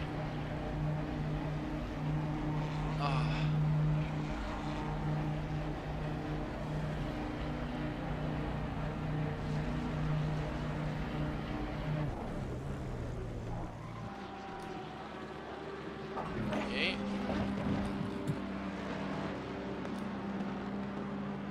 And Mandatory stop is not clear. Come on, let's go. let's go.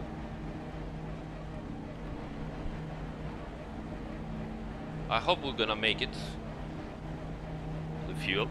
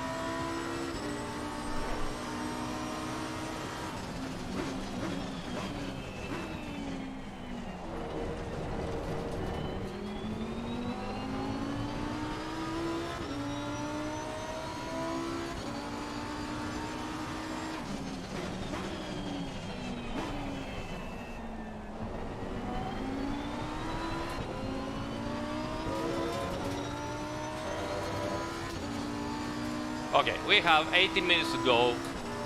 Heads down. Let's try to do it properly.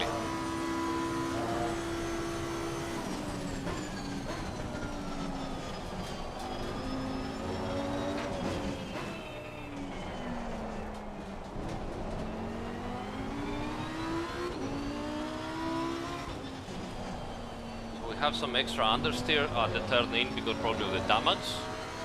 What I'm gonna do is raise the engine brake more, and a little bit of rear brake bias, and hopefully I'm gonna fix this.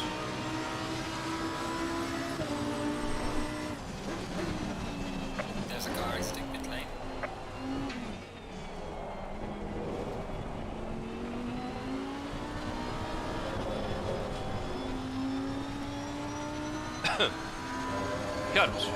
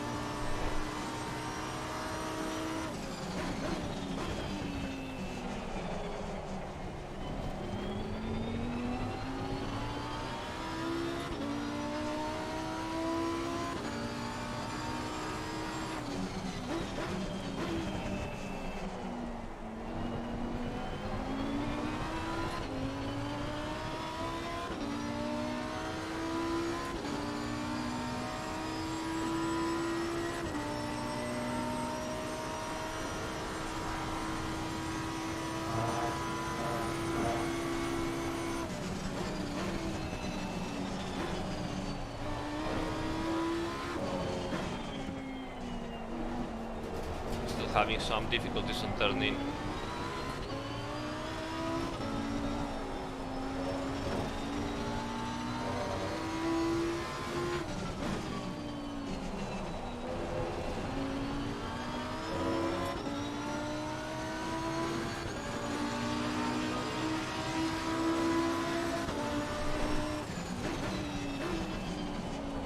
Okay, a little bit better here.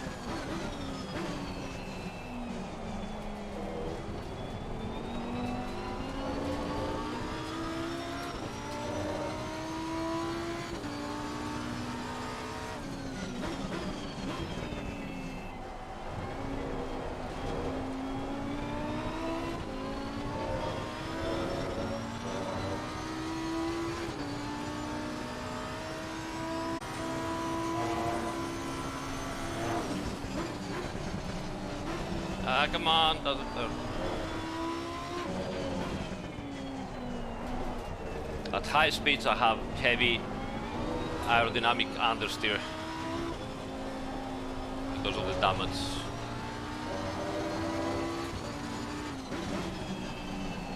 At low speeds I can deal with it.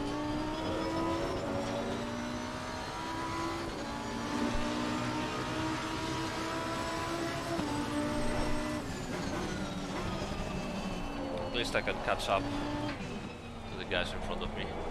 If I can improve a little bit that famous long, fast T13, I think it'll be a little bit faster.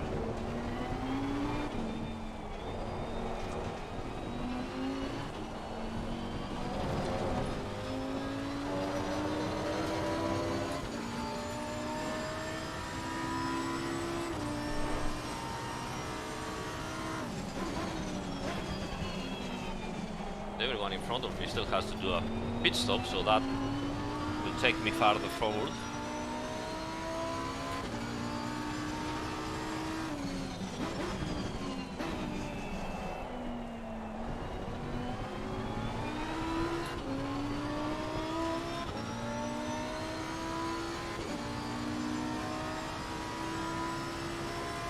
Good try. Let's try.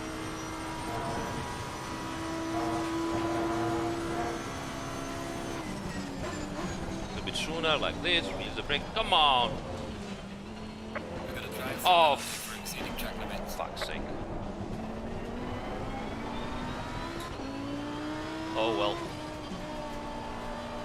Okay, well, it means that I'm on par with the cars in front of me, so they need to do a pit stop, I need to do a drive-through. Still good.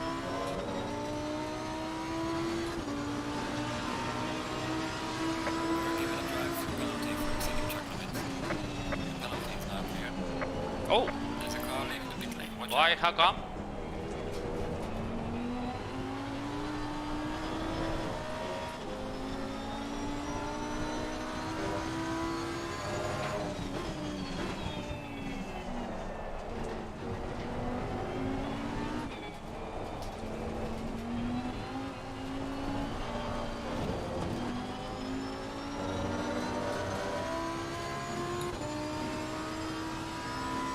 I mean, you had to take me one off because you gave it to me on purpose. So I guess we are.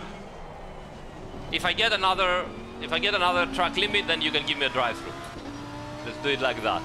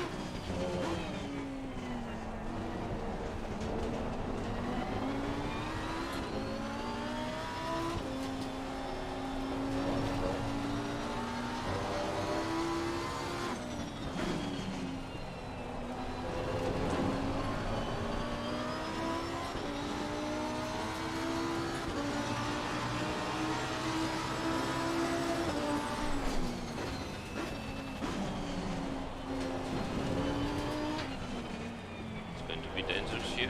Ooh. Car on the left. Clear on the left.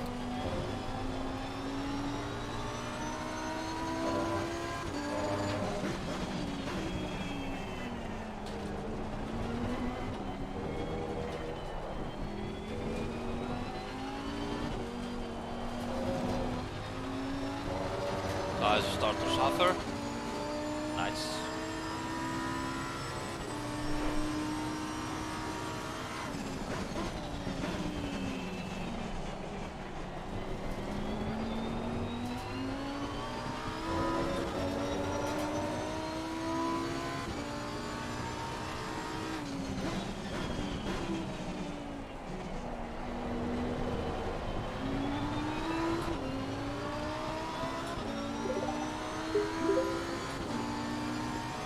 Timuchin, welcome to the channel. Oh, don't let me hit your goal.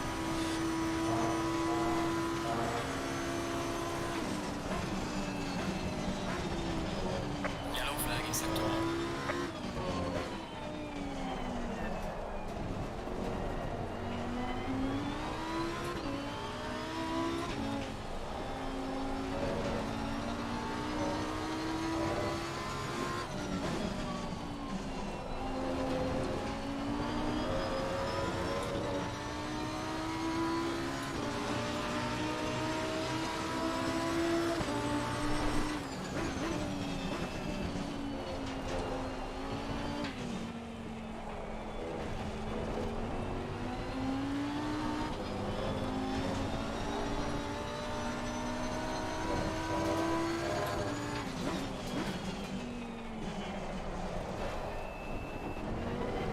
Tires start to be very slippery on traction.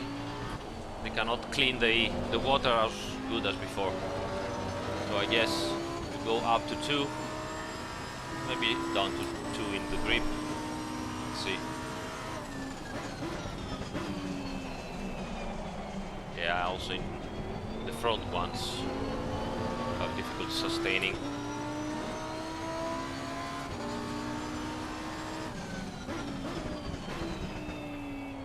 Makes sense.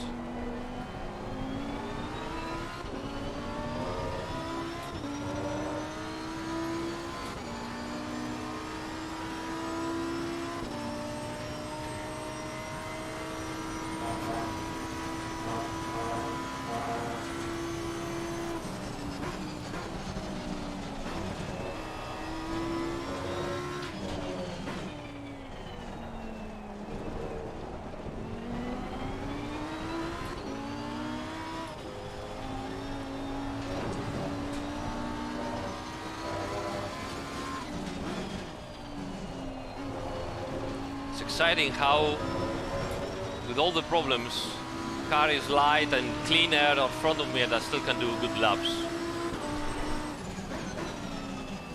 There's a car exiting pit lane. Oh, Gabriele is in front of me. Who knows if he has fresh tires or not. We'll see. If we be able to catch him, then he's probably not on fresh tires. If he's going away, then he's full fresh tires and everything, so...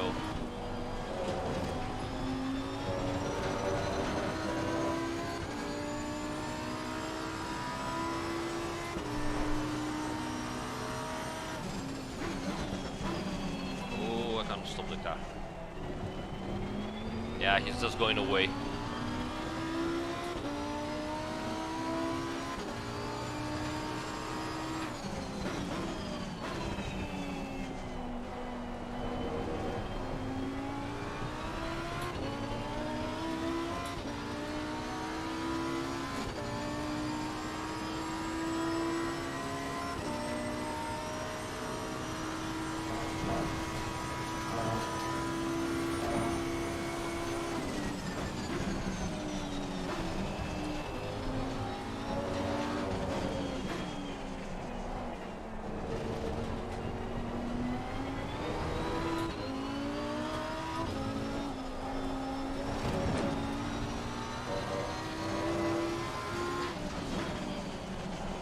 Gabriele had a drive-through, why?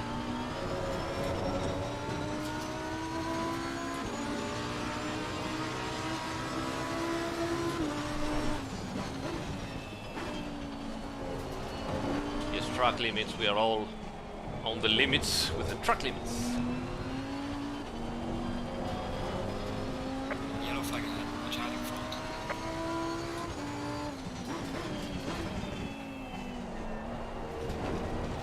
Yeah, come on, clean him the drive-through. Let's have some fight if we can.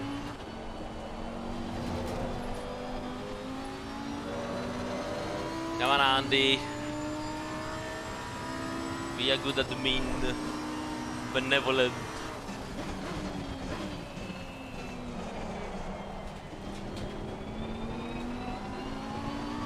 Just 4 minutes.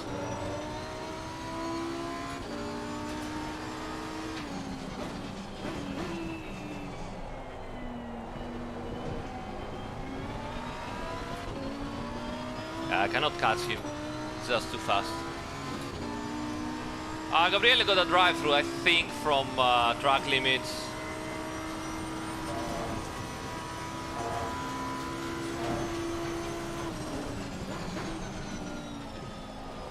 Nice.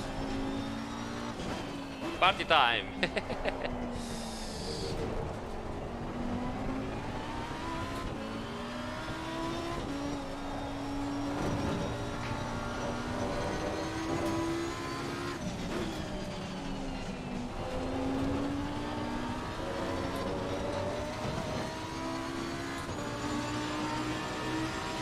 Gaining on the car ahead is number 3.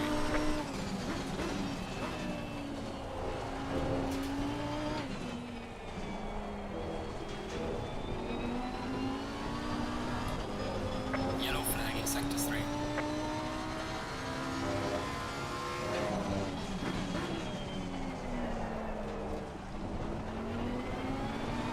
Come on, car, give me everything you have.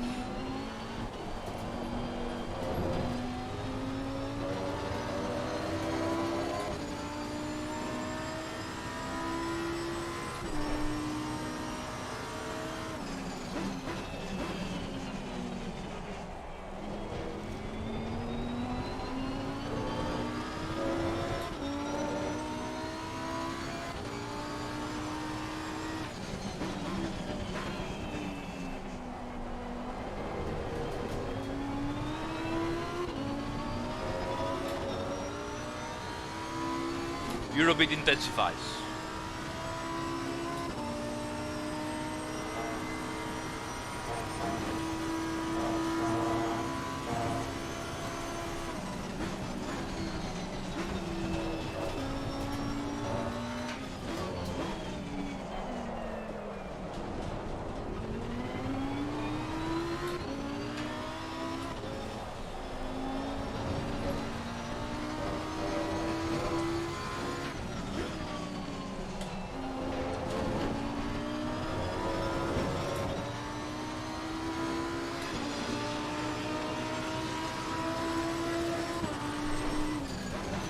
I'm fast, but I cannot catch him.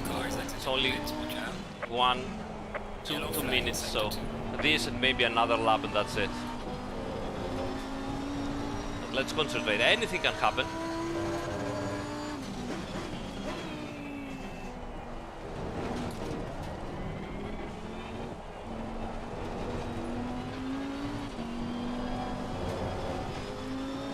Oh, Nilsson got another drive-through. Come on, Andy. It's party time. Come on, Nilsson. Go ahead. Slow car ahead. Oh, why are you stopping? Don't stop, mate. We had 2 laps. Come on.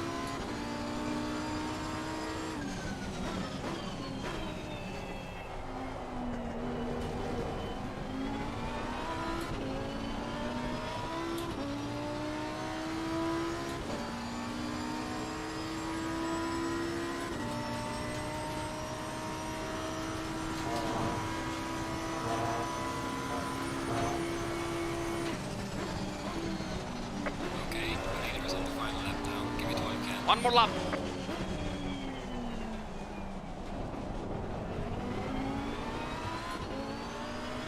We need to give it everything we have.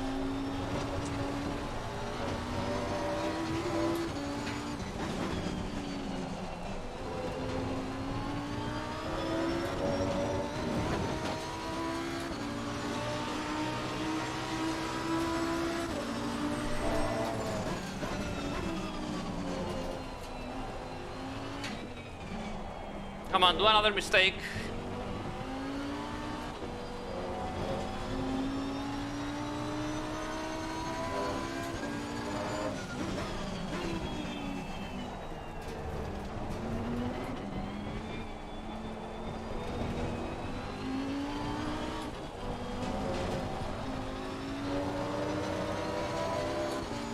Whew.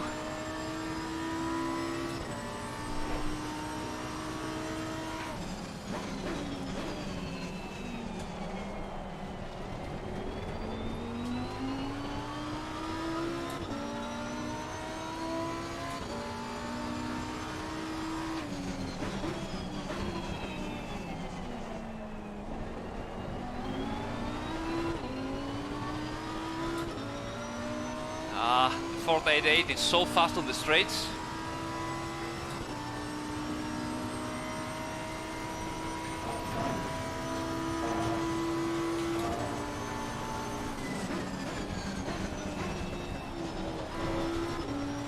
The leader has finished the race.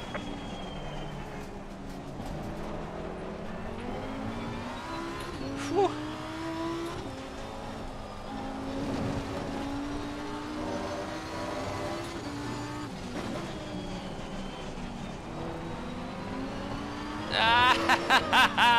So good.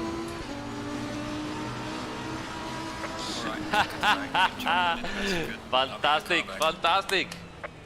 Wonderful, wonderful. Really nice. Perfect on fuel. Oh my god, the fuel. Hey, yeah. I wanted to do that. Haha. Yes. Yes. Of course. Of course. Shut up. Don't say anything. I did wanted to do that. Yes. Absolutely. Hey! Nothing. Go there and sleep. Ooh, that was fantastic. I'm very, very sorry that I have ruined the race of Gabriele at the start. I mean, it was the initial part of the race. Because we could have had an amazing battle for the whole race, but I went ahead and just made a stupid thing. I just touched him and I spun him because in the wet is very easy. So I'm sorry about that, but in the end everybody's happy, I hope, because we did a very nice P4, P3. So Gabriele is on podium, I think, or at least P4, P5, I don't remember. But nice, very, very nice, very nice. Good stuff, good stuff. Ah. Ooh.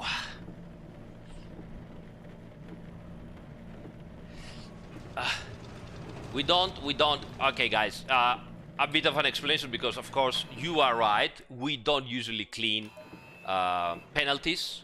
We do race. This tonight is a community race. It's for fun. we don't go very crazy about it, and if Andimon sees that there is no real reason to have a penalty, he cleans it. That's all. When we are doing the proper race during the week, then we take care of the penalties properly and seriously, and we don't let them, we don't just erase them and that's it. So I'm sorry if somebody was waiting to gain some places. You're right. I'll give you my place, no worries about it. But it is a for fun race, so we tend to be, easygoing on that.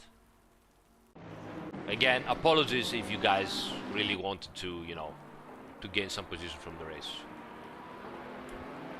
What are the optimum tire temperatures for wet tires? I think it's somewhere around up to 80 degrees. It's different. I mean, the window of the wet tires is much larger. They can work very cold.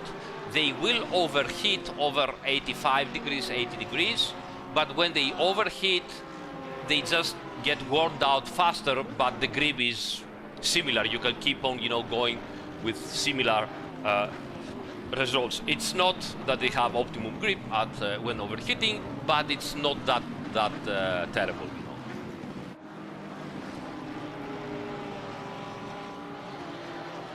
Phil, were you the BMW, mate? Were you if you were the BMW, I was on the side of you, and honestly, I didn't see if you had any indicators pointing. So let me check actually if I can find it. It should be somewhere here.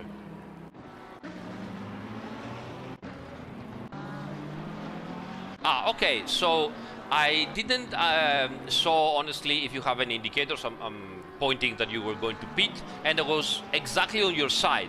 So you went into going into the pits, and I was there, and we touched. I hope you didn't lost everything. Fortunately I didn't have big problems. But okay, let's go back and have a look. Oguzan, welcome. I hope you enjoyed it. You had turned the indicator, so it's all on my fault. I am extremely sorry for that. I didn't in the battle. I wasn't able to see that. So one extra stuff to learn from and be more careful next time.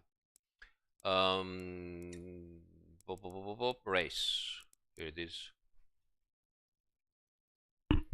The pit entry in particular is dangerous. The exit, I mean, you can deal with it. It's fine, but the so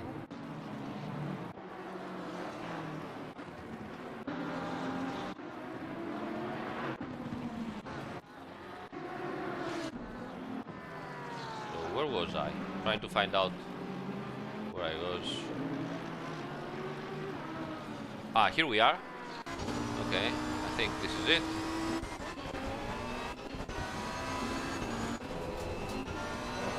No, that's a BMW. What was this? BMW.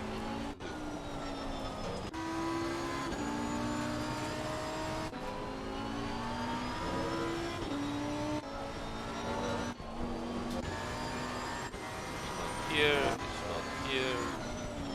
Maybe it's here. It's here. I see a BMW behind me, so that's Phil, I guess. Somewhere around here.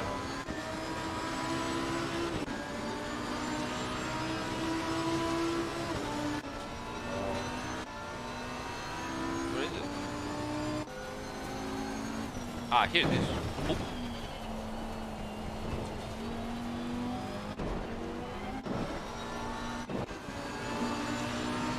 Okay, so we are, I guess, where we are, maybe.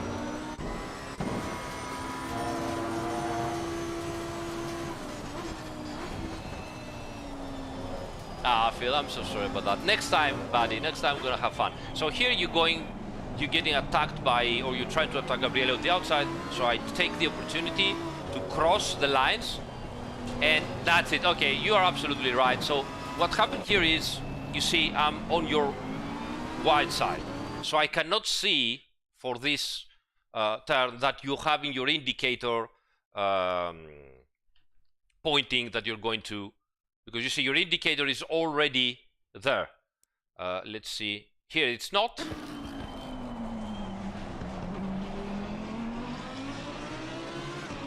And here it is, so you did everything perfectly. Unfortunately, I couldn't see it. And so we go into the turn, and my whole mentality is, okay, now I'm gonna cross the line and stay on the inside, and I will be able, you know, to outbrake him. So even though now, you see, now I can start seeing that you have the indicator on, I'm not looking at it. I'm looking over here, you know, to get ready. And unfortunately, I mean, now that it is slow and we stop it, it's easy for me to understand that, yeah, I was an idiot. So I'm going over here, and I did saw that you were going towards me, but it was too late for me. I was committed, and I was like, tell me that he's not going for the pits. And boink, we hit. So yeah, I mean, it was it was the moment that it was really difficult to judge the moment. So for me, it was absolutely you know, a race accident, because I should have seen your indicator. You should have seen that I was close to you, but in the rain, in the moment, I mean, come on. So it was really difficult for both of us to understand what was happening. I hope that you didn't have a big accident. Let's see. Okay, no big deal. No big deal. So sorry for making you losing time and for the extra damage. Yeah, mainly it was probably my fault, because you had the indicator. I should have seen it, and I shouldn't have attacked. So mainly it was my fault, I would say, because if you see the indicator, why you attack? You don't have to attack. You just wait for the car in front of you to go into the pits, and then you gain the position. So openly laps were exciting. I'll have a look. Yes, we can have a look. No, it's, I mean, yeah, in this position, if you really, I mean, normally probably the stewards would say, you know, race accident. But the stupidity was on me, because I couldn't see the indicator, and I took a risk where I could simply not take the risk and get the position anyway. Yeah, maybe you could have stayed more inside to make it more clear. Where should I go, guys? Let me know on the start. What would you like to see?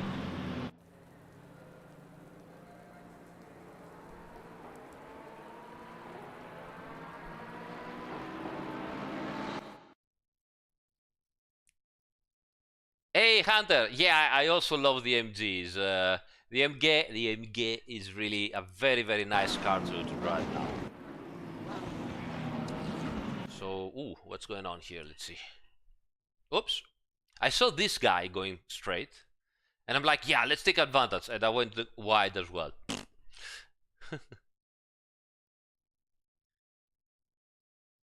Some mess in the rear. Let's have a look at the rear end of the race. Here I can see already someone pushing. Not particularly bad, I have to say. Not that bad, guys.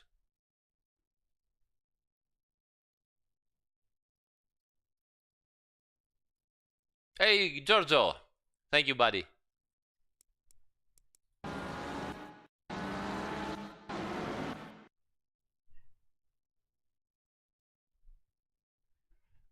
Phil, Andimon is a native English speaker living somewhere in the South Europe somewhere. So you have to excuse him. He has great language barrier. He doesn't understand the proper English. He speaks some kind of dialect or something. So just blame him, and that's all. No problem. Of course, we joke. Don't worry. I'm pretty sure Animu was not hostile. It's just the moment of text chat.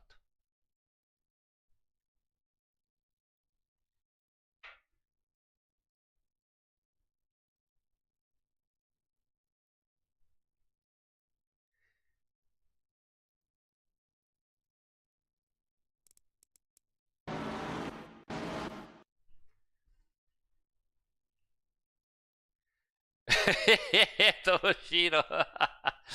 Oh my god. Nice. Ooh, that was exciting here. Ooh, look at that. Hey, oops, boink. Oh yeah, poor Porsche here. What happened? Yeah, the BMW is a bit too optimistic there.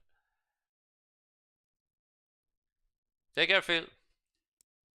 Next time.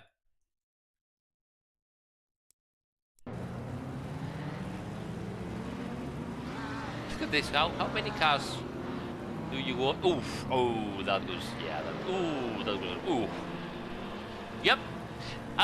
Guys, I've been watching this. Oh my god, thank you, Kevin. Thank you so much.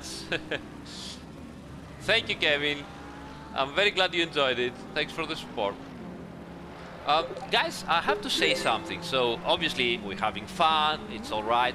But I see many times that we clean the T1, we clean the T2, we clean the T3, and somewhere on the T4, everybody's so happy that, yeah, clean start, and the accident happens. We need to stay careful through the whole lap, the whole first lap, you know, because don't think about it, you know, okay, we have cleaned the first 3 corners, let's go for it. No, it's not over. Think about it like we need 1 or 2 laps to heat up tires anyway, so let's try to be more careful. Vincenzo, I'm so sorry to hear that. I'm so sorry. That's okay, that's what we do here. We make mistakes, we analyze them, we try to make it better next time. So keep on doing, and you see next time you have more luck. Giuliano, thank you so much. Grazie mille. Thank you, buddy. Tomoshiro, absolutely correct. Yeah, I saw that. The BMW was a little bit too optimistic over there. It wasn't too bad. It wasn't too bad. No, it was actually pretty good. Unfortunately, I'm very sad for you, Vincenzo. You're gonna have much better luck next time, I'm sure. Sorry, Cesare. I mean, I did my own mistake. Let's go and find it. I just spun Gabriele, you know, and the poor guy could have been so much better and faster on the race, probably.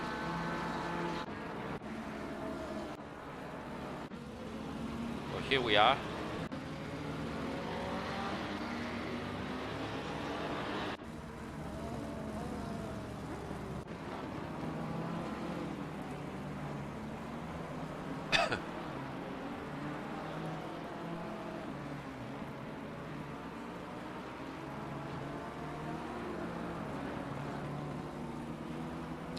Well, LFM is a particularly competitive place, so people really try hard, a bit too hard. My first races there, I mean, when you go to, you know, LFM and you see what's happening, how the races are, they are very exciting, but you can see how people really push way too hard and they are really very aggressive. So obviously, when you are that aggressive, accidents are going to happen again and again and again.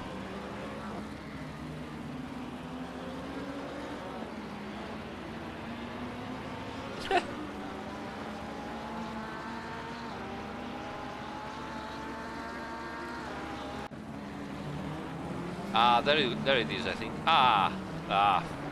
So stupid of me. So practically what I did here, as you can see, I tried to go in a straight line so that they don't get much traction control engagements on the wet, so I can accelerate faster. But obviously, Gabriele was there, and he cannot just disappear. And I am far behind him, as you can see. I'm at his rear tire, so I had no business to be that aggressive and go straight like that. So it's all my fault here. See, bonk, poor guy. That's all my fault. As you can see,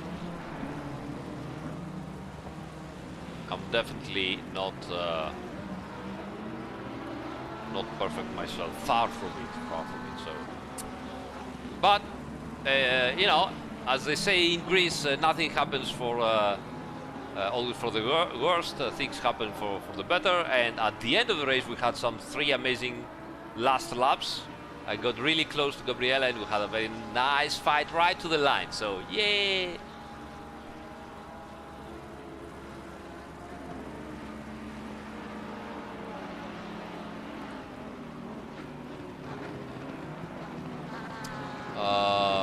What I think is most important in a sim, I don't know, mate. This is depends on you and how you feel it.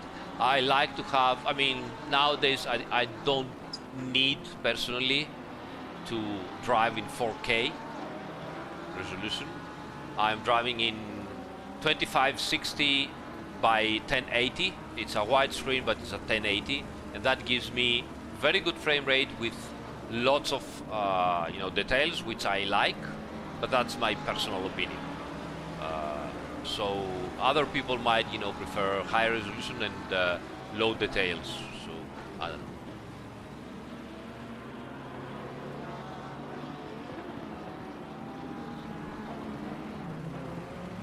know. Yes, it is possible for the spoiler to touch the floor, especially if you are putting your tires. I mean, for example, if you go to Valencia and get your tires on the green and the other tires on the asphalt, and you have very low front end and very soft springs, it is possible to touch you know, the curb underneath the car and having issues with that.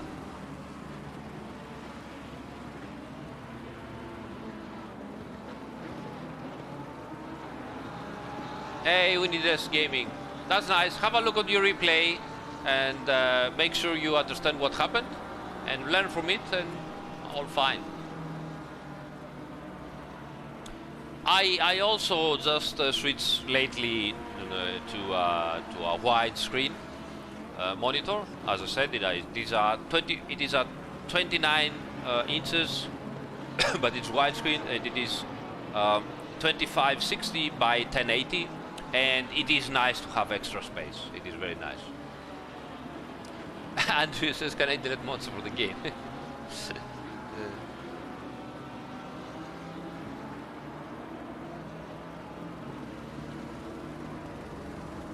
Yeah, well, you know, you really need to make some compromises on Spa to not touch the ground on Radion, absolutely.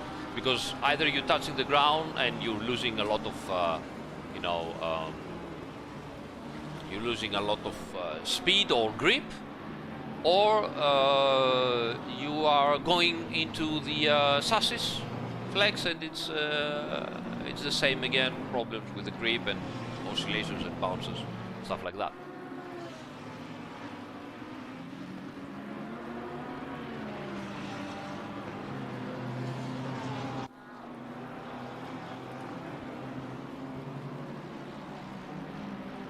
Timbo, I just said I'm using a widescreen 2560 pixels by 1080 pixels by 1080 pixels.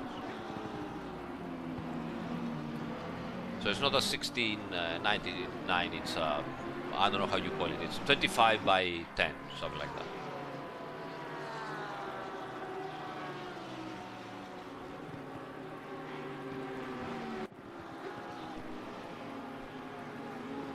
Yeah, I mean, it happens. Yeah, you need this gaming. Yeah, obviously, you need to take into account the fact that, you know, emergency braking on the wet is not gonna be really emergency braking. It's gonna be probably worse, you know. So that's another thing to learn regarding wet racing. Robert, why? What happened? Ah, you mean? No worries. It's a very personal thing, honestly. So yeah, I love candy. So I really like you know, effects and great graphics and stuff like that. And I will prefer it in the compromise, because you have to always do a compromise, except if you have the top of the top, you know, PC, which I don't. I will prefer it a little bit of candy against resolution. You know. Tomo, it's similar in terms of it, you know, it moves around more on the tire. The wet tires are stiffer on the sidewalls, so maybe you don't feel that much movement, but you feel more of a side slip, off it goes. It's one of the reasons why I lost control on the curb. I was like on the limit, touched the curb and ponk, it just, you know, I lost it completely. So it stays tricky, and it stays also slightly more, how to say, less communicative than on the dry. On the dry you have more communication from the tire flexes, produces grip, and so on. On the wet you don't have that communication, and when it goes faster, and even if you can control it, which you can't control it, you're losing so much time that yeah, it doesn't pay out.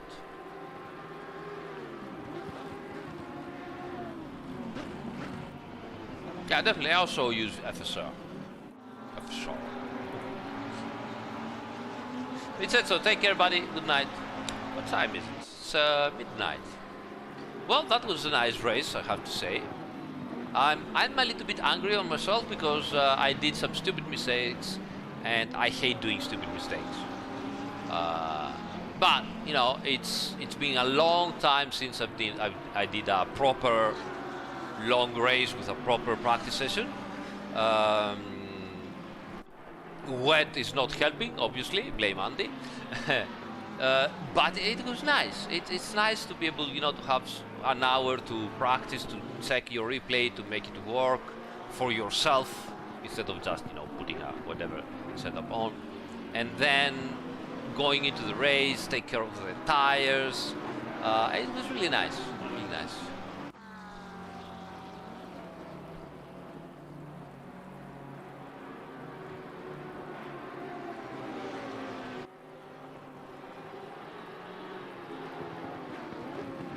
The curbs felt safer in the wet in 1.9. Well, it depends. I just spun in one. I mean, I don't know if you saw that. Where was I?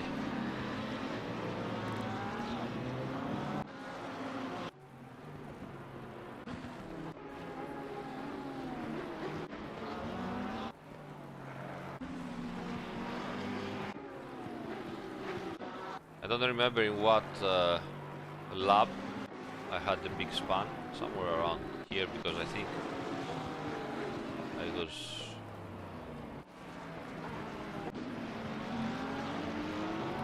ahead of Gabriele, and then I got back. Maybe that was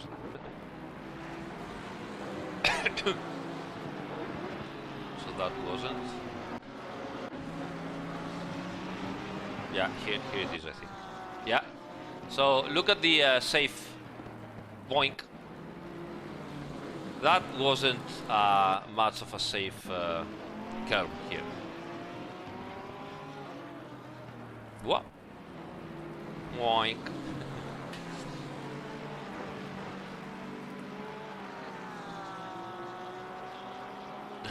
Yeah, I understand the problem. That's why when I try to choose the monitor, I was careful to not go to 1440 resolution, for example, with a 32 monitor, 32 inches. I stayed on 1080, so that I had less resolution, so I could have more bling bling.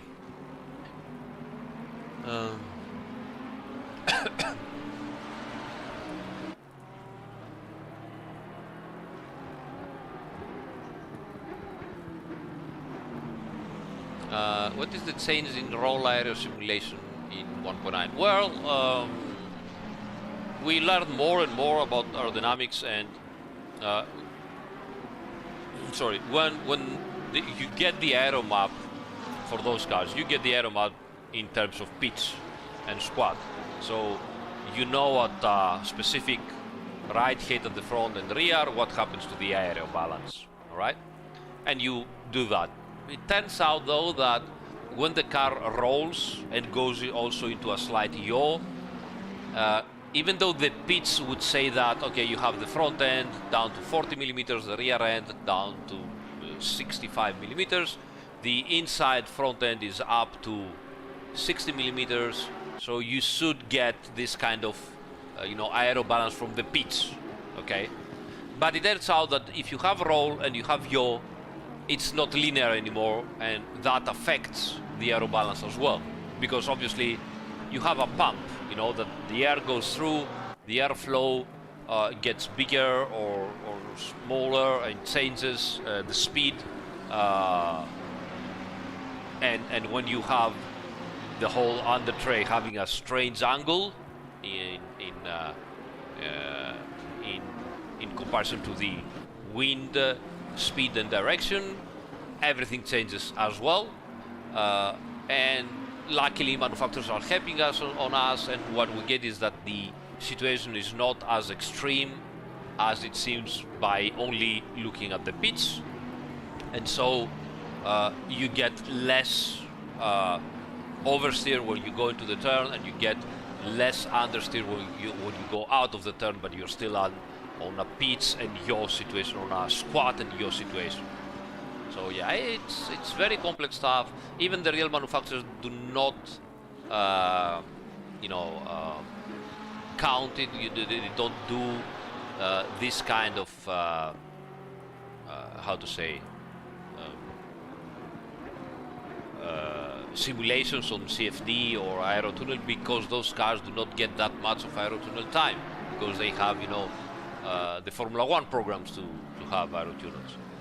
They do get, but there are limitations of what they know, how deep they will go. Obviously, some very, very high-end manufacturers, they will do that, and that's why also their cars are better in certain conditions. But yeah, do ACC simulate the wind and wind direction on the track? Yes, absolutely. Today we had wind, not too much, but we had wind. Now, absolutely simulates the direction of the wind and how much wind you have, and of course this greatly affects the car aerodynamics and handling. I mean, try to brake to a turn and get in if you have rear wing. It's not gonna be easy. Yeah. Oh, well, it depends how much wind you have. Usually most of the races are made in constant weather, and the wind is very low, if any. When a server uses a dynamic weather, and it is a lot of dynamic, especially the moment when the weather changes, the wind goes up a lot. And if you have 10 or 20 kilometers of wind, things can get very, very tricky. You can get, very long distances or very short distances of braking. You can get completely different aero balance and spin, or go straight in understeer. It's really tricky. The only problem is that because 99% of the races is fixed weather, dry, whatever, you rarely experience that. That's the problem. I think you can set it in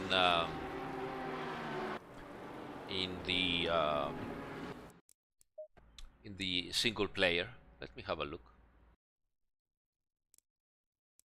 Car Passmore, I'm sorry, but that's not how it works. We have talked about that so many times. Unfortunately, the SA, the safety rating, works on statistics. The fact that you had arrived in 79, it means that you made also then later many races that weren't that good, and at some point I can show you here, and you can see it also from yourself. So if you go to safety rating, you see those are the races you do. So as you can see here, I have some very nice races, but as time goes by, those very good races get taken away from the system in order to get the new races. And as you can see, the races I have here are not that good. So that means that when those races go away, okay, that take my safety rating so high, when those races go away and I'm staying with the old races here and I keep doing mediocre races, my safety rating is going to take a big hit when those last two very nice races are going to disappear. right? And I'm gonna have the bad races over here.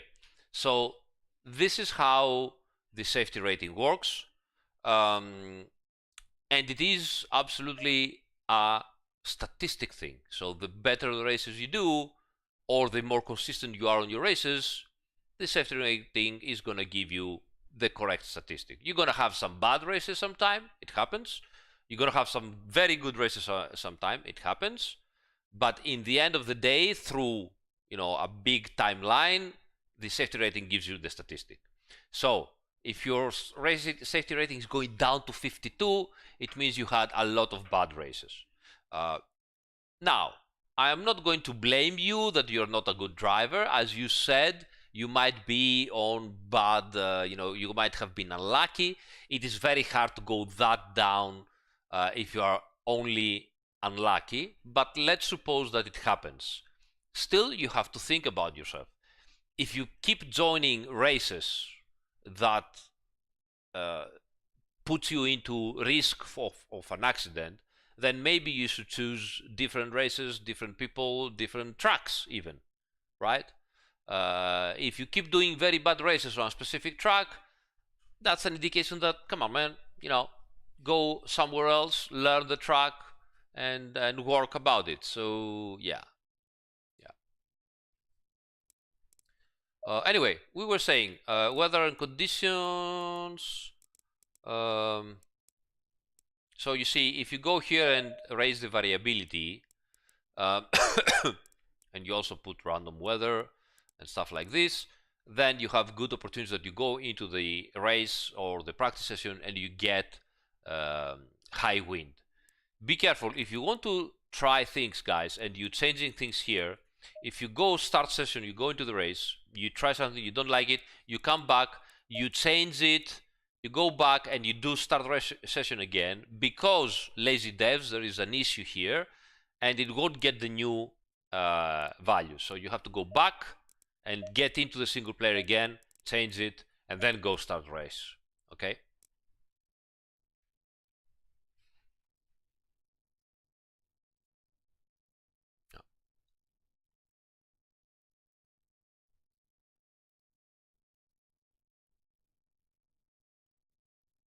I don't know about that, Robert. Sorry.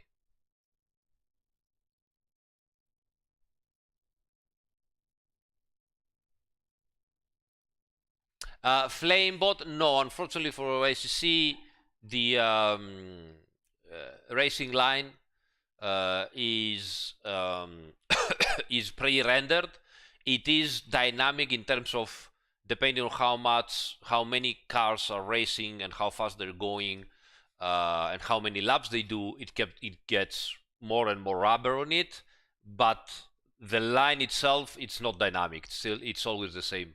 Unfortunately, there were plans to do it, but for various reasons we didn't make it this time, and it stays as it is. Yeah, it's hits my nerves as well.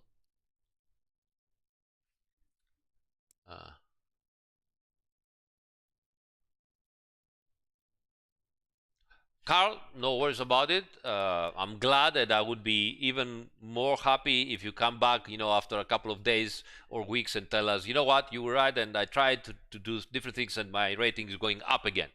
So, by all means, also remember, guys, finish the race to get better safety rating. If you have an accident and you exit the game, the safety rating really goes down because the safety rating is made in a way to make you finish races. Even if you have bad damage, go to the pits, fix the car, finish the race, you are not going to get as big hit as you think. But if you get a big accident and you get angry and you rage quit, all right, that gives a very big hit to your safety rating.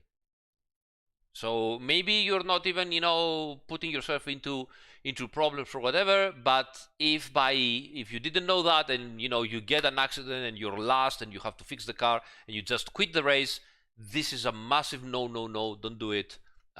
Keep going into the race and finish the race, and you won't get as much big hit on the safety rating as you think you will get.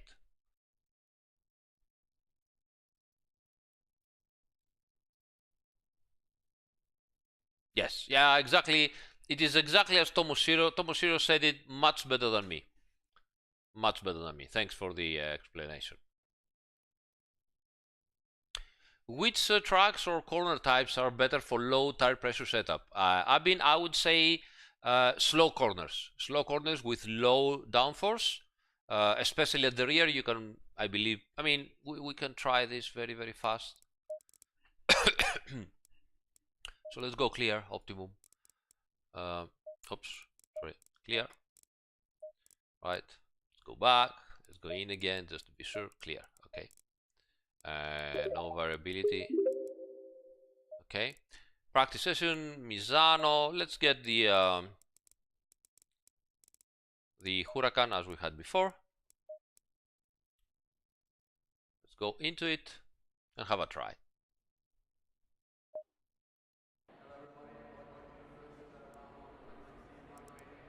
So aggressive setup. You know what I'm gonna do? I'm even gonna make. I'm gonna take the safe setup. Okay, which should be understeering.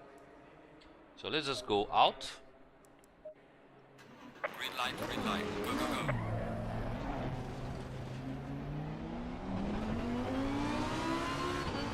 I will go down to the traction control because we need to have rotation on the acceleration.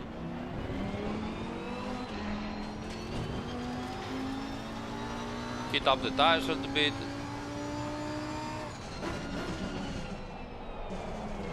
So you can see, lots of understeer here.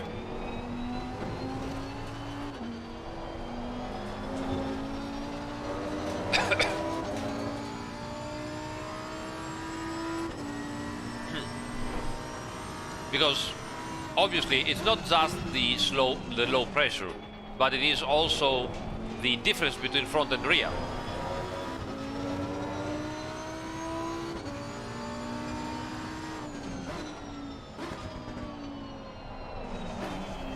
Lots of understeer, especially the turning. We could get a little bit rear brake bias.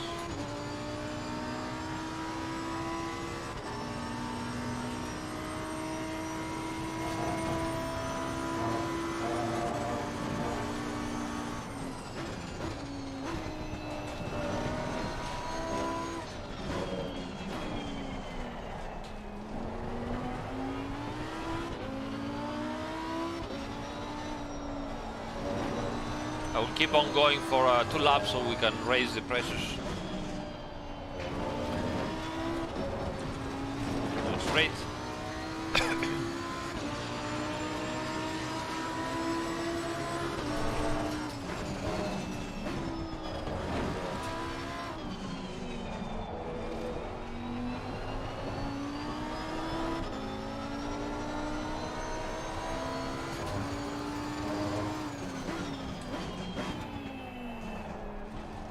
Now the aggressive is a good setup to start with and do a race as well. I would by no means call it, you know, a perfect setup to do qualifying or even race. It is a good base. You start from it, you get an idea, you start working on it, you know. Or if you don't know what to do and you're not any good on setups, you can still, you know, get the aggressive, fix the pressures, and have a very nice race with a nicely handling car. So yeah.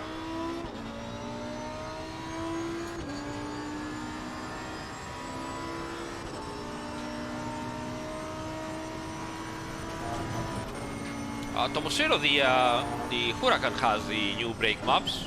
The other cars, I don't know anything like that. I mean, I'm pretty sure that they can tweak stuff, but it's fixed and that's it. Okay, so you can see there is quite a bit of understeer pretty much everywhere.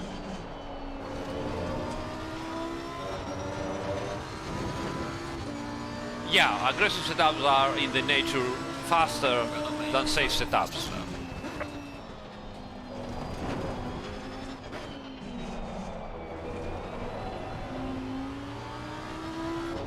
Yeah.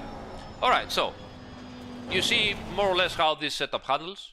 So let's go back to the grass.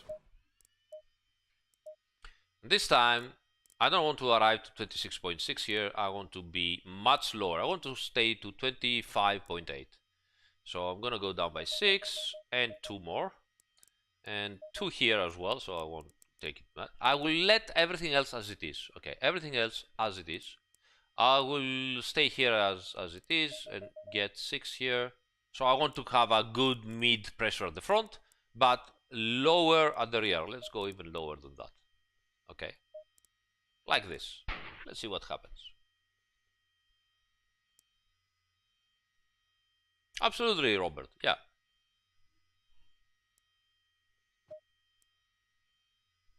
So same setup, we are going to go down to the traction control as before, and 60 on the brake balance, and let's try it again.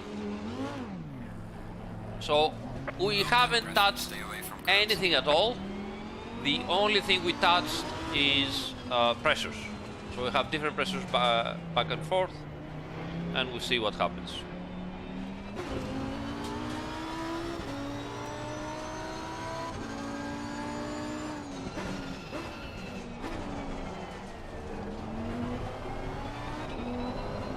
Oh, look at that rotation.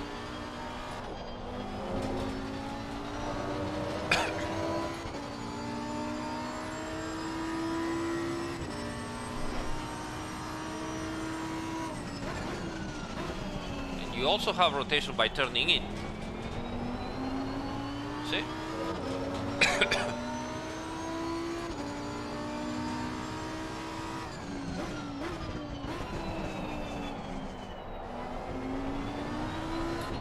See the rotation, how the tire flexes and rotates the car on the exit?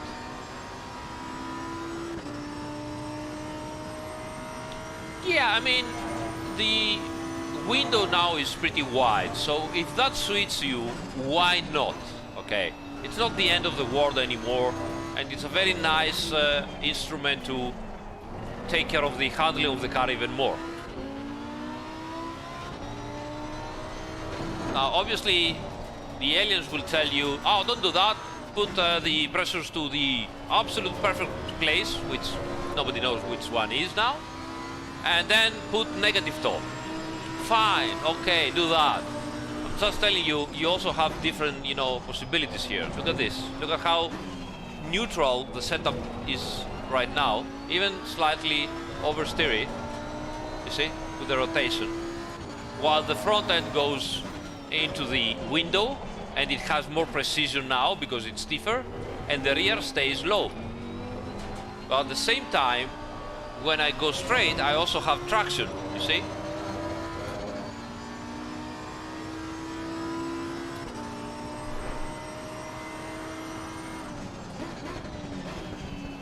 Look at this, rotation from the rear, go to the acceleration, and once you're straight, you also have very good traction because the tire is soft.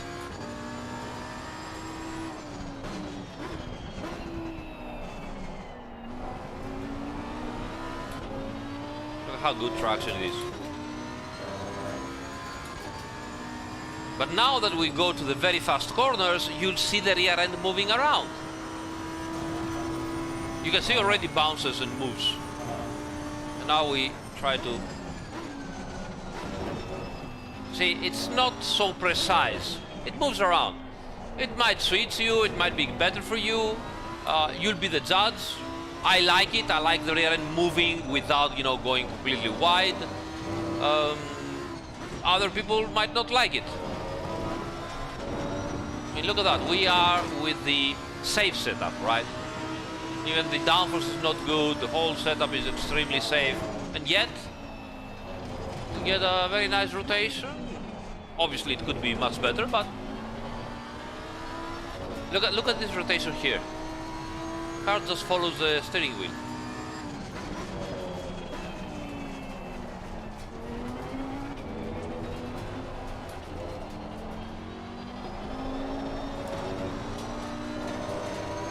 Wasn't that great? Let's go even down on the traction control.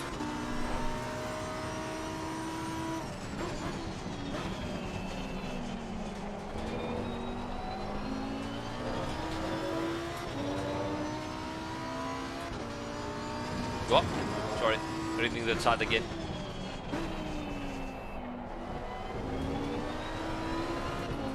Look at how it rotates and pushes forward, but obviously I had oversteer there, but it's nice and easy to catch.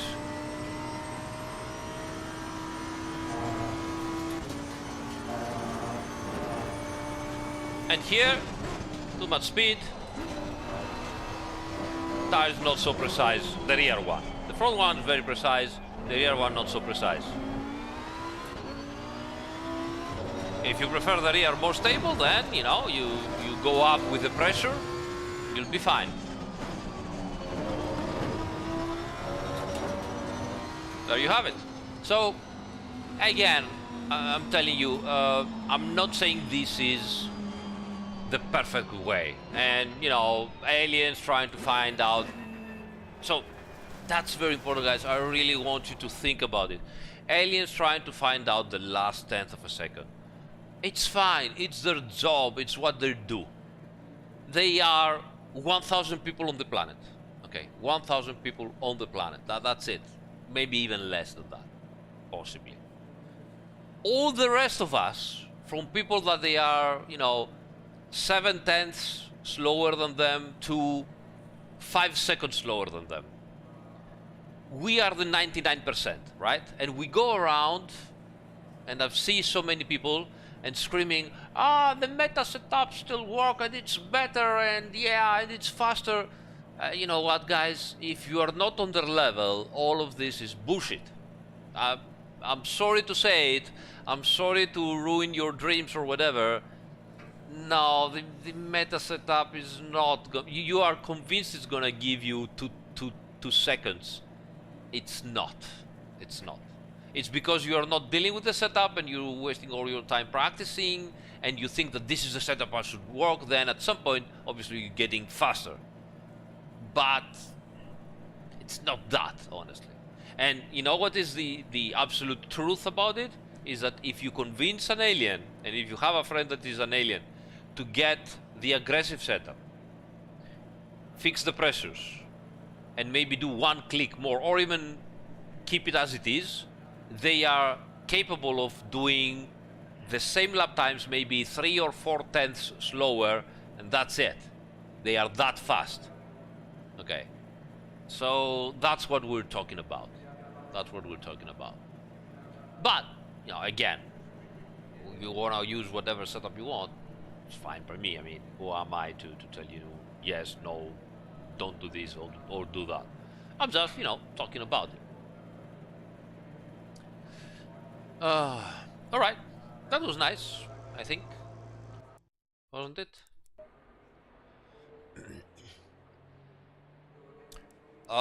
When you're braking, that's a very nice question.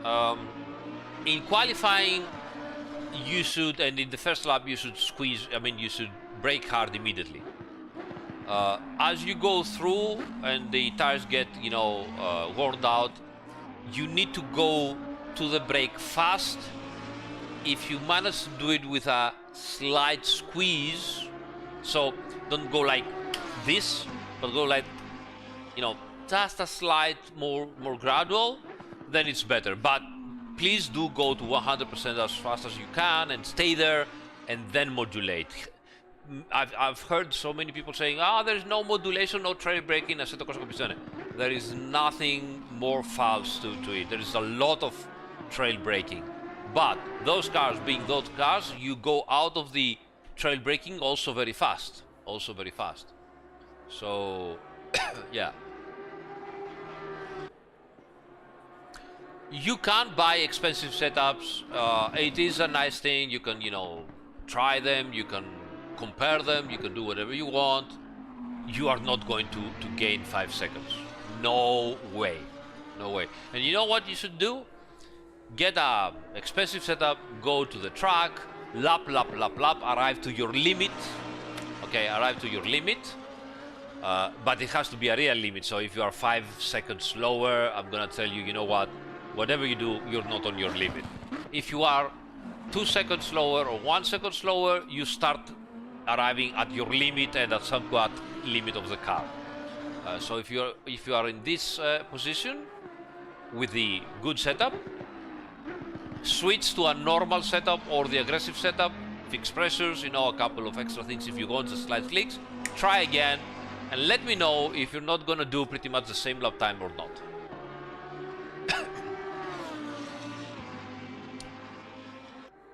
Less pressure generates more temperature, doesn't generate more graining, and it doesn't generate necessarily more tire wear.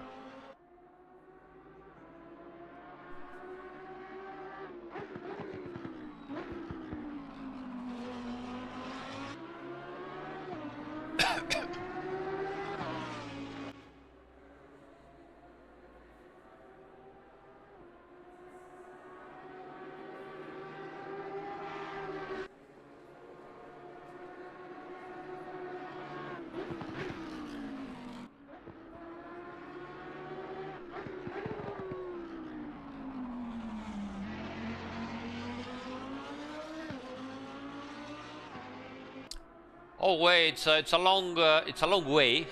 sorry, that was so lame. But it's a long way to learn to drive properly and get better, and it takes a lot of time. So don't worry if you are slower initially, and don't worry if it takes you, I don't know, even years to learn to be faster. It is this way.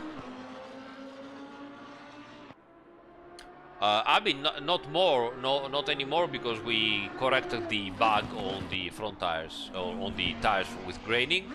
Right now there is almost not grain. There is graining, but not much. We will get it better later on to have the correct amount of graining, but because there was way too much, this is supposed to be seen as a bug, so I took it off until I have the correct testing to make it proper.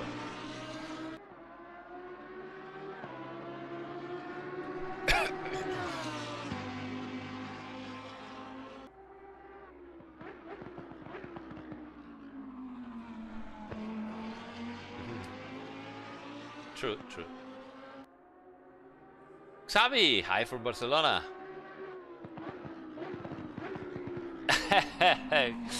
Thank you, Xavi. Thank you for the name. Very nice words. Thank you. What's my favorite track in ACC? I guess Bathurst. I don't drive it often, but I mean the excitement you get from Bathurst is it's the best one. Yeah.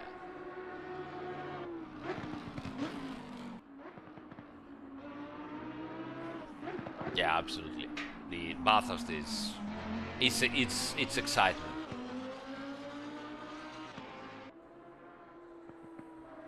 Yes, Robert, very correct.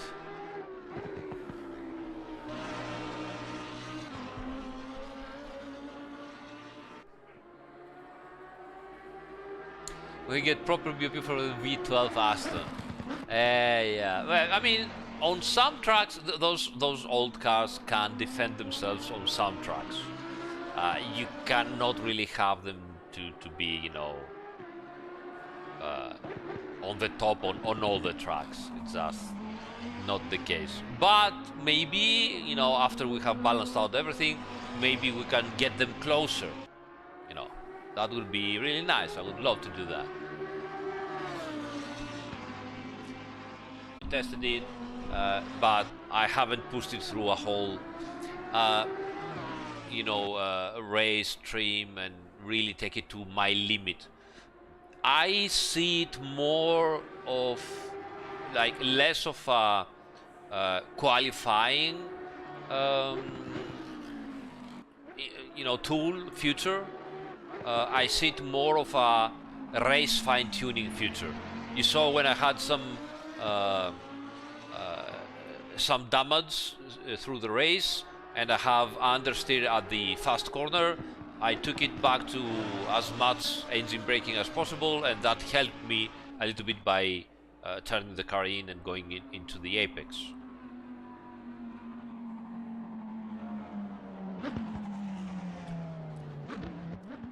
Yeah, we should do a GT4 stream, but let's first, you know, fix the BOP on the GT3 cars, and then we can also try and start fixing it on the GT4 cars as well. When launch control on GTR.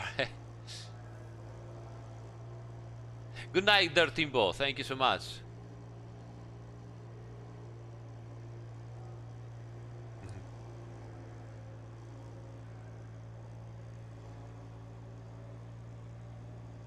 Yeah, I mean, look at this here. I mean, we have some movements here that are really nice.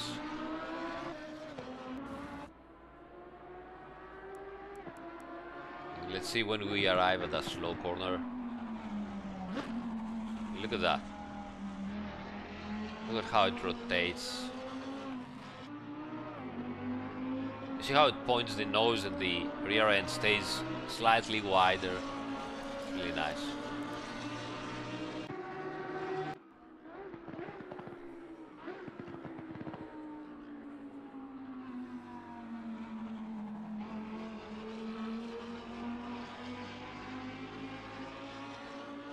Look at this.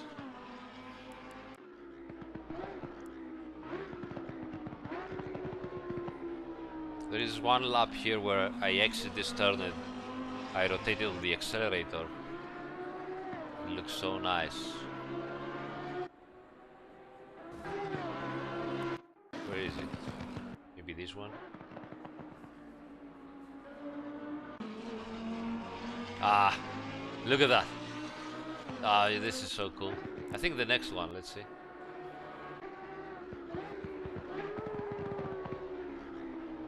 Yes, of course, 5 points, yeah. Ah, so nice. You saw that? I went wide, so I had to turn it on the accelerator. Let's have a look.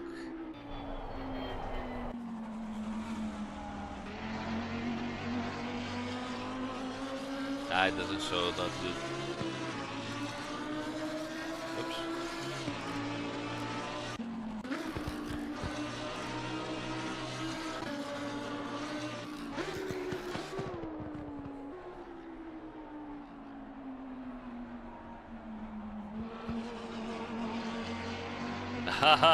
Nice.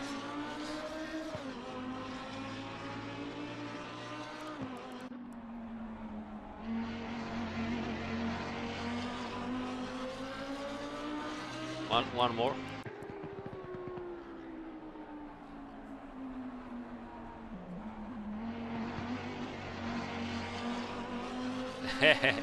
Nice.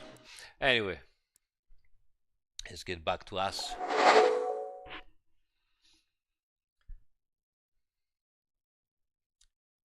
What was the reason of the infinite travels of the dampers or so before 1.9? Lazy devs now. It's we didn't thought it would make a big difference. It did, and that's why we went in and fixed it possibly.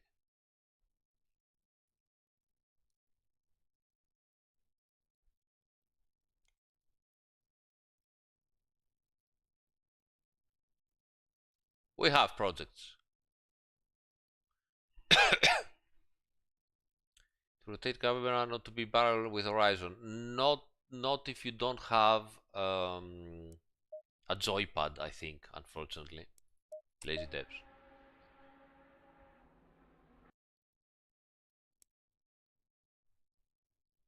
Yeah, 488 is an amazing car actually, and I mean, you can see how good it is. That obviously 296 is still a very new car, so they still have to learn about it.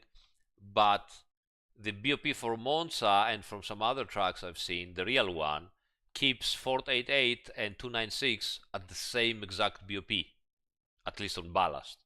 That makes you understand that the 488 is still a great car.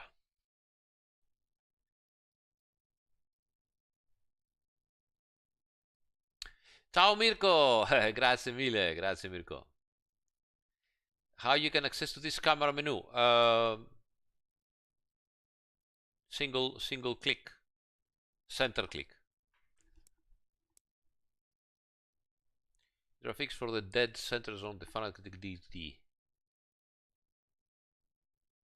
I don't remember if I've shared them to the forum. Center zone, I don't know. I'm very good with it, and I have very nice feeling. I always use small amount of damping. If you use too much, It's gonna be very stiff. If you don't use any, you're gonna be a completely, dead steering wheel.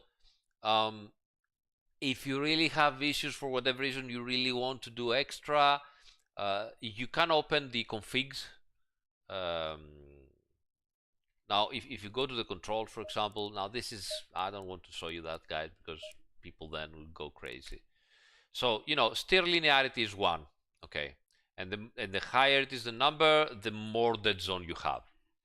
Okay, but if you go into the config JSON, you can find the steer linearity line, and you can put it lower than 1. Then afterwards, don't go in the controls again. Stay out of it. I would tell you that if you really have a big issue, first try all the other things, but you could try the steer linearity in 1.98, 1.97, something like that, and you'll see that you have faster steering at this center and then gets normal as you go wider. So that might help you, but don't do that. Just try to find out the correct amount of dumping. 911.2 is also fantastic. If I have to say the truth, I probably prefer the 911.2, but that might also be because I still haven't seen some amazing libraries of the 992.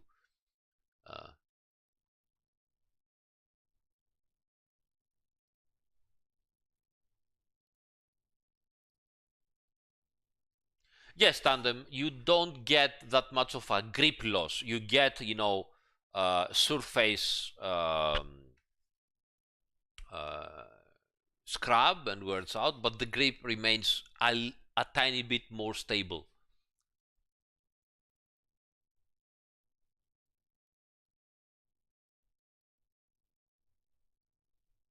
Benzifa, stiffer, higher pressures, and positive toe at the rear.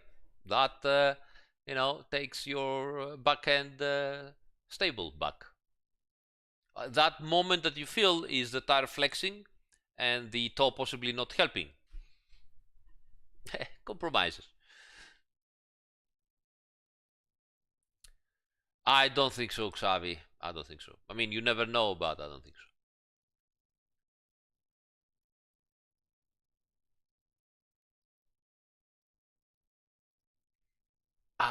Your screenshot on. Let's have a look at that.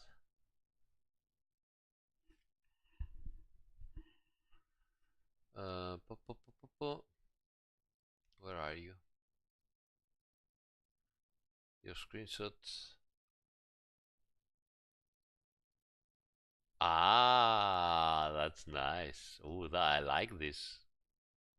That's really nice. Congrats, Igor. Congrats.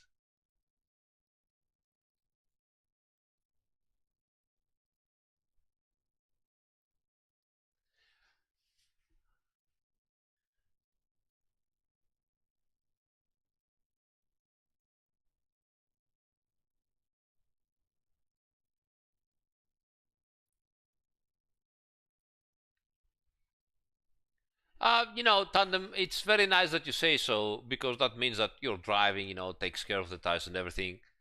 On the same time, we have aliens say, oh, we're changing the toe and nothing changes. And at the same identical time, pretty much the same guys or their friends saying, all the rear tires are getting worn out way too fast and we cannot finish a 60-minute stint without the rear tires going 1.5. So what is going to be? As you see and as you showcase yourself, with whatever you're doing, you are managing the tire wear very, very nicely. So congrats on that.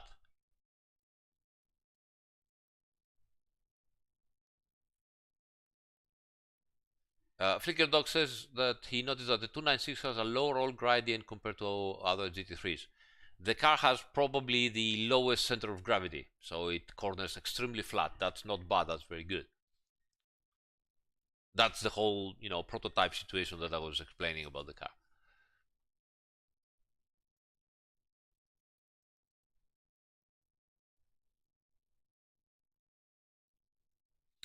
Anything new? Very slight changes. Nothing big. Nothing big. It's mostly the aero map that it is much more benevolent and helps out the car, and a little bit of weight balance. Thank you, Igor. Thank you so much.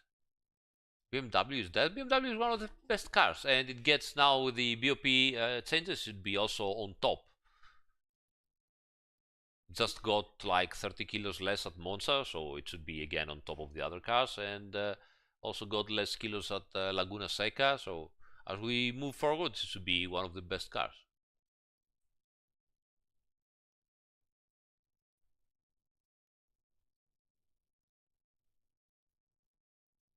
What was that, Hubert? I don't remember. Um,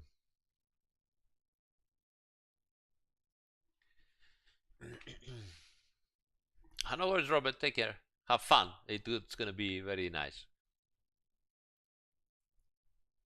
That's a reason, yes, to run less aggressive camber eventually. Why? I think the Misano track limits are pretty much the same as in real life, so.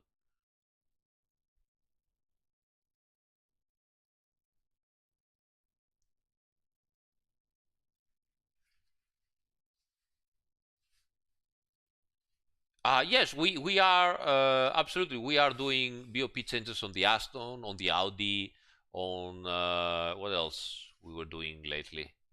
So yeah, I mean, by all means, McLaren.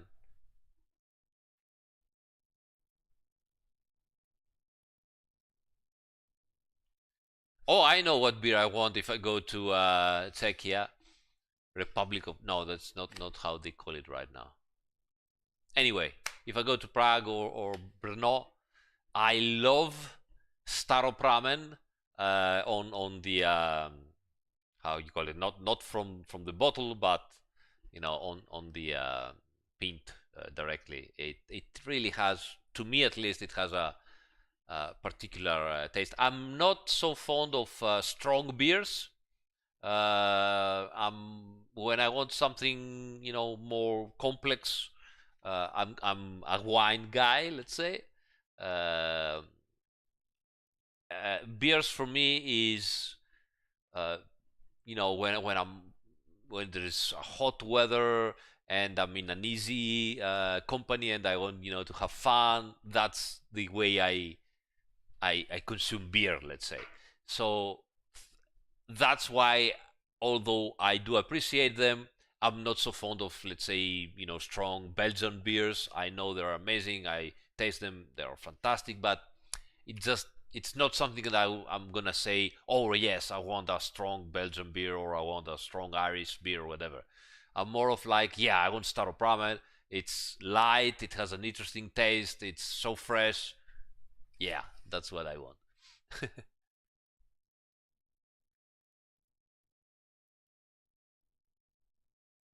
Oh my god, Xavi, get well soon, mate. Get well soon. A breed, yes, it is extreme. This is exactly what the Real SRO did. They actually changed the BOP 4 times during the weekend. I've never seen something like that, but what can I say? It's exactly what they did. Icnusa, non lo so, non mi va giù. Però riproverò perché ho provato quella normale, proverò quella non pastorizzata.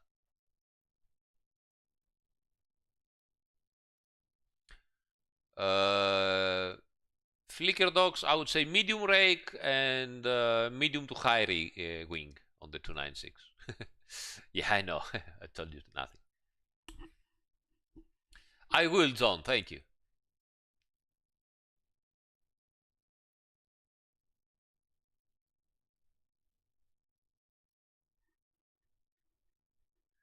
Actually, I enjoy Corona. I know everybody's like, Corona, that's not a beer, but yeah, who cares? I mean, if you are in a company, you have to see a race or whatever. Corona is fantastic. No big deal. I mean, nothing to be proud of. Oh yes, Corona is amazing. No, it's just an easygoing beer.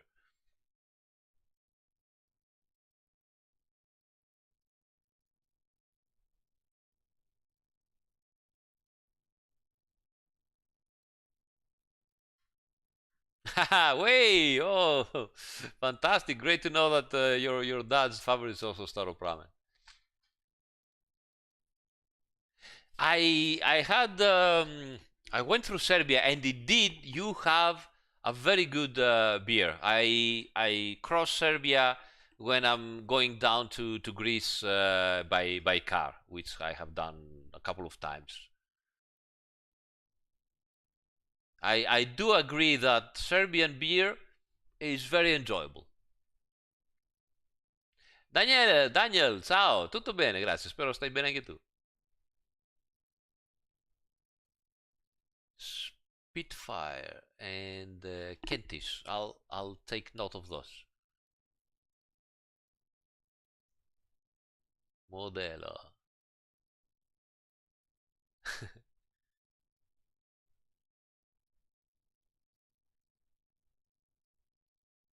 I haven't tried the Budweiser Magnum beer.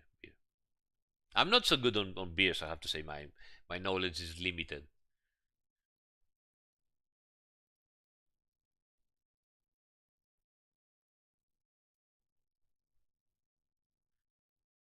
Uh, Marky, if you're doing 223s in Bentley and you feel that it understeers on some bends, go in slower, focus getting the correct line, and push only on the exit. I think it is more of a driving style problem.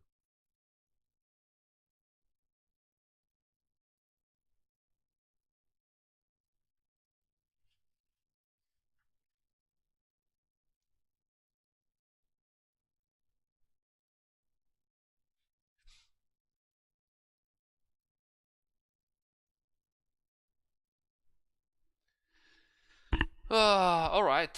So, it was a good live stream, I think. I hope you enjoyed it, guys.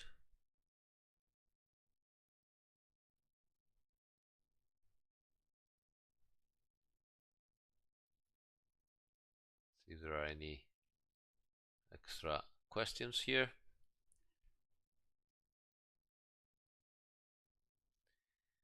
Sungold, the past and bin is the worst thing you guys can do. Every time we just give you some numbers, and we work on so many different stuff. I mean, but whatever. What is going to change to you if you know what's changed to the BOP? Just go out, drive the damn car, which you are going to do anyway, and find out if it got better, worse, or whatever. Why do you have to condition your mind, or I've lost, or I gained, or whatever? Anyway, gonna do it, do it.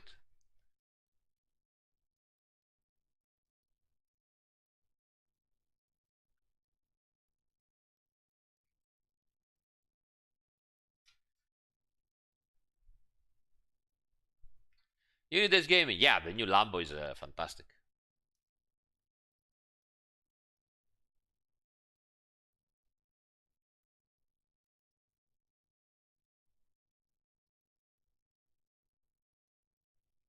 Hey, Robert, no worries. Thank you, buddy.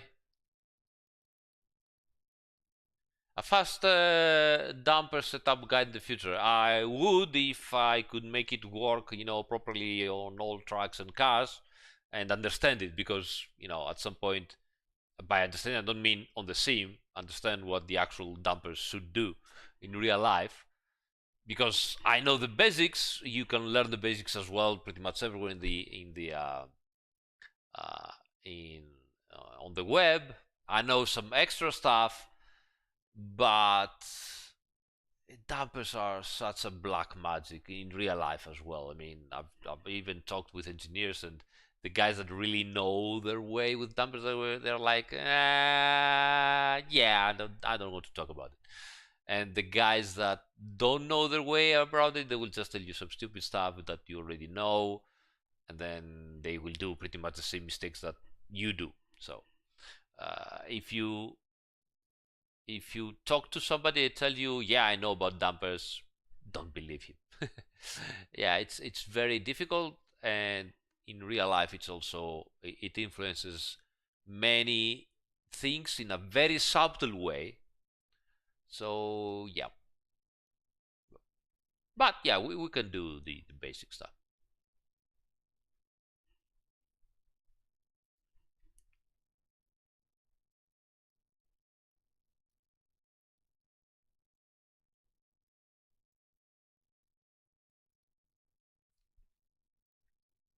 Yeah, true. The dampers are the boing boing magic. I will rephrase. What do I do in my spare time? Reading books about physics and driving, I guess. Yeah, I'm not much an interesting guy. When I really have some spare time, well, obviously, family, whatever. Uh, but when I really have some spare time, I try to do a track day or make a nice road trip with the family. I really love, you know, driving around, exploring new places, eating stuff like that. I like to listen to to music and reading scientific stuff, science porn, as they say. So not the actual hardcore scientific where you really have to understand uh, the uh, uh, the equations behind it, but science porn in terms of reading the news about what scientists discover every single day nowadays about pretty much everything: biology, cosmology. I love cosmology, um, hardcore physics, quantum stuff. I love that stuff. I really like it. I think personally that uh, you know people find meaning in life in many ways, and I absolutely respect the various meaning of lives that everybody finds. For me personally, the meaning of life is that we, as humans, are so lucky to be able to comprehend some stuff, and the meaning of life is being curious to keep on comprehending and trying to understand, or at least marvel of what surrounds you. That's my meaning of life. Yeah, obviously family, yeah, free time, yeah, all that stuff is very good and very nice. But if you really dig as deep as you can, for me, the meaning of life is, oh, that's amazing. I can be curious and learn stuff. That's so cool. I mean, we are really lucky, especially nowadays that, through the internet we can explore so many things.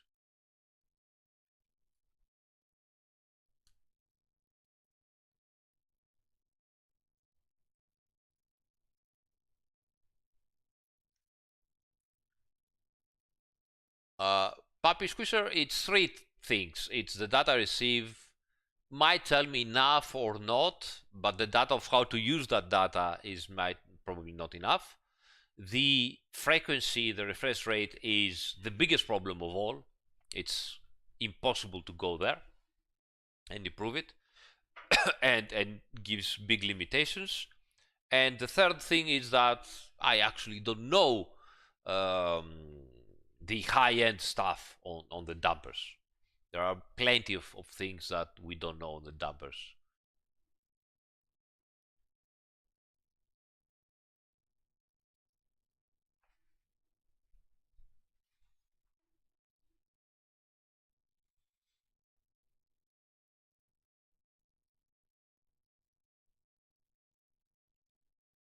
That, the function of dampers in weight transfer and speed, and that's relatively basic, and it's easy to understand, and you can understand that.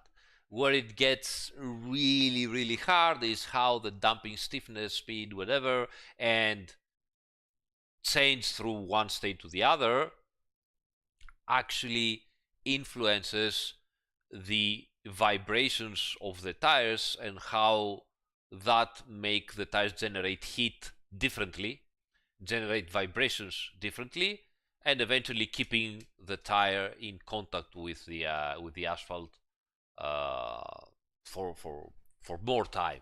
We tend to understand dampers in a macroscopical way. So, tire bounces into the ground, curb, whatever. Damper tries to make it stay on the ground. That's macroscopic. Car rolls, damper tries to make the body roll faster uh, or slower. That's macroscopic. Uh, the actual real hard part is when the tire doesn't really bounces but gets all the imperfection of the asphalt and starts vibrating slowly, and dampers play a very big role on that, and that plays a very big role on heat generation, and heat generation plays a very big role on pressure stability, heat stability, and chemical action of the compound, and eventually grip. So that's the very hard stuff.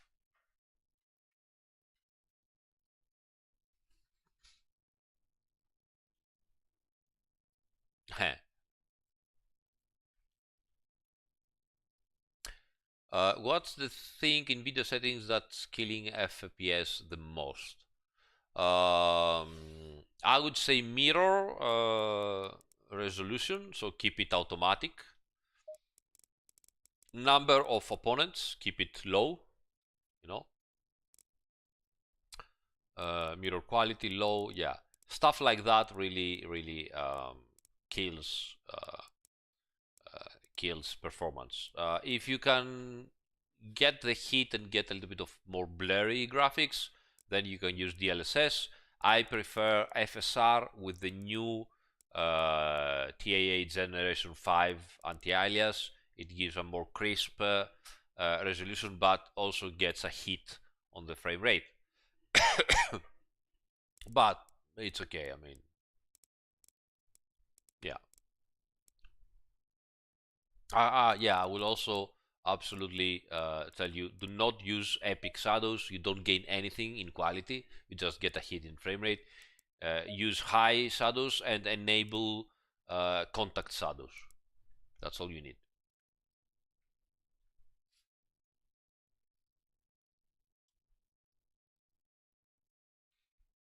uh, is it normal to have blistering in 25 degrees with max brake ducts? It depends what is, because this, now we have another problem. Daniel, please tell me where you see and what kind of blistering you have. Don't be afraid, don't be ashamed, just tell me where you see your blistering. How hard will it be to properly simulate F1 cars as well as GT3 in ACC? Wow, as easy as the GT3 cars. Obviously, it depends on the data available, but same stuff. The physics engine can simulate pretty much any car in the same detail. We have already on the code the hybrid drivetrain stuff, so we can use that. We can improve on that. It's no big deal, honestly.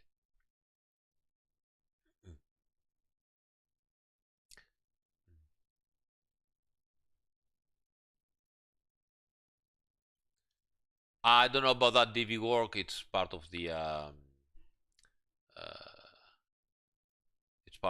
other developer stuff, so I don't know what to tell you. Again, big perm, I don't speak about future plans or future content, yes or no, whatever, because it's not my job to do it.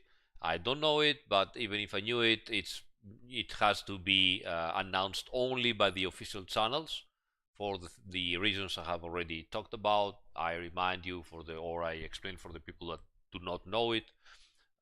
Nowadays, licensing is so serious that until we get final confirmation and approval from the manufacturer, we cannot talk about anything.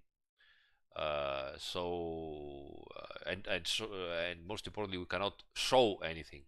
That's why you guys saw the initial screenshots of the GT3 new cars, like the Ferrari 296 and the new Lambo and so on, just days before the release, because until the manufacturer says, okay, this is the final version and I approve it, you cannot show anything. It's there are licensing issues, legal issues, contract issues, whatever. So yes, exactly, that's for Stefan to announce without me knowing anything.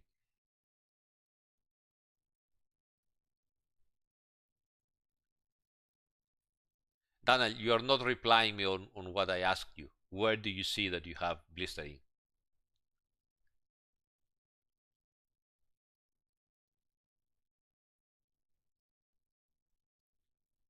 Oh, it's much less, I think, than that. It's usually, I don't think it arrives at 10%.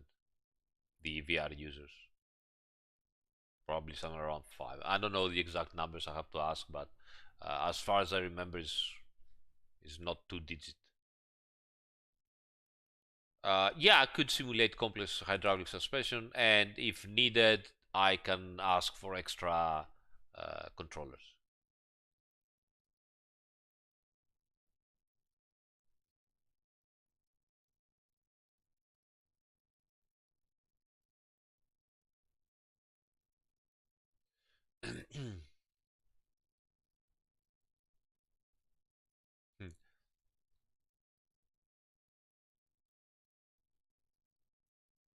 I mean, Assetto Corsa 1 has, uh, dynamic suspension, anti-roll bars, ride height, stuff like that, so you can simulate. We already been there, we can simulate it.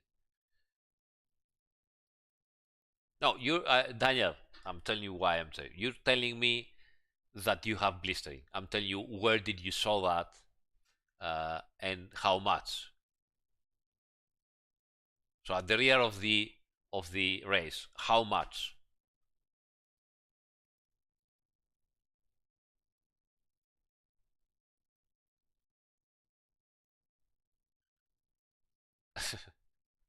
Because if you span out and you overheat your tires at that moment,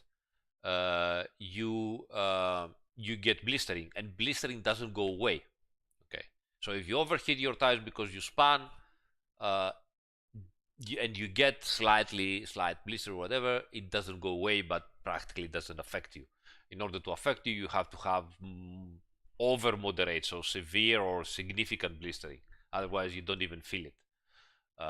The light or moderate blistering is there to give you an indication of, you know what, watch out because blistering is happening, something went wrong, find out what. If you have significant or severe blistering, then you have trouble and you will start to feel it as well. Uh, well, light is probably you overheat somewhere, something on the tires and on the start or something. It can happen, but you shouldn't even care about it, honestly.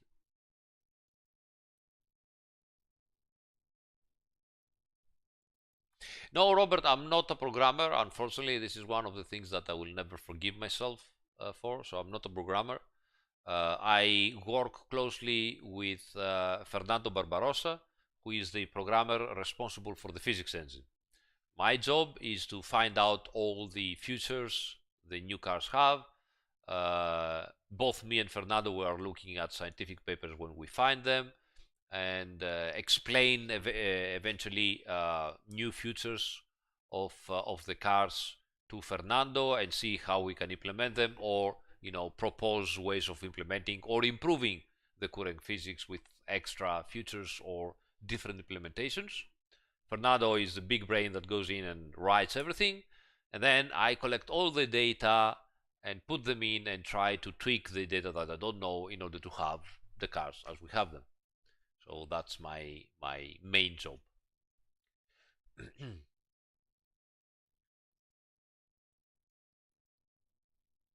Samuel, very nice to meet you as well. Thank you. Thank you for joining.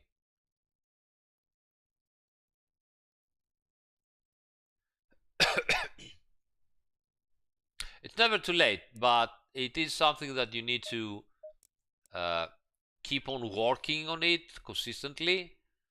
And unfortunately, I don't have the time to do it, every day. So when you end your job and you are a bit tired, you probably don't get to do that. You try to do something more interesting and enjoyable. But you're right. All it takes is some effort at the end of the day.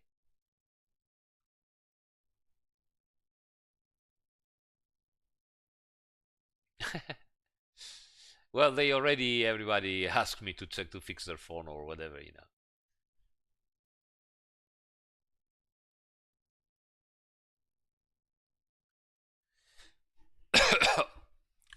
Pretty much all the games except maybe the modern mobile games are made in C++ with some parts in C, in Objective-C, but usually it's C++.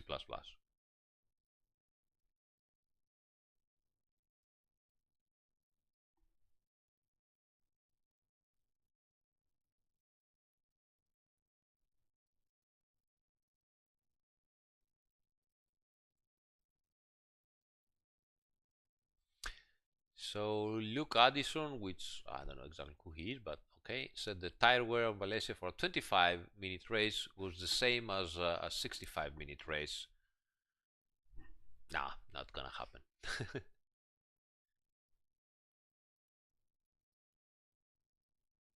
It's not even, physically possible from the code.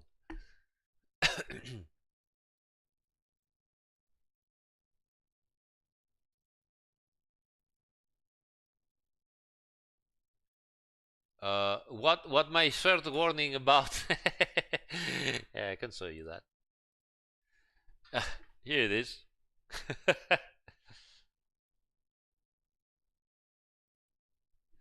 There you have it. How do I feel being the de facto public face of Kunos? Honestly, well, I never thought about that. It gets worse and worse. I mean, get better and better. The public following at Monza was very surprising. Took me really by surprise. I mean, there was a line outside of, obviously Valentino Rossi's motordrome to see the guy and everything. And then at some point, there was albeit much smaller, but there was a line outside the Fanatec Arena from people waiting me to get out, chit chat and take photos. And I was like, what the fuck is going on? So I don't know what to tell you. I don't know why people are looking forward so much to talk to me, but I do enjoy it. I like it, so I'm not gonna lie. It's really nice.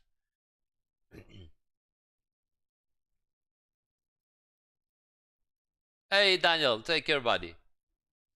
I hope to see you in Poricar. I really hope to see you in Poricar. Buonanotte.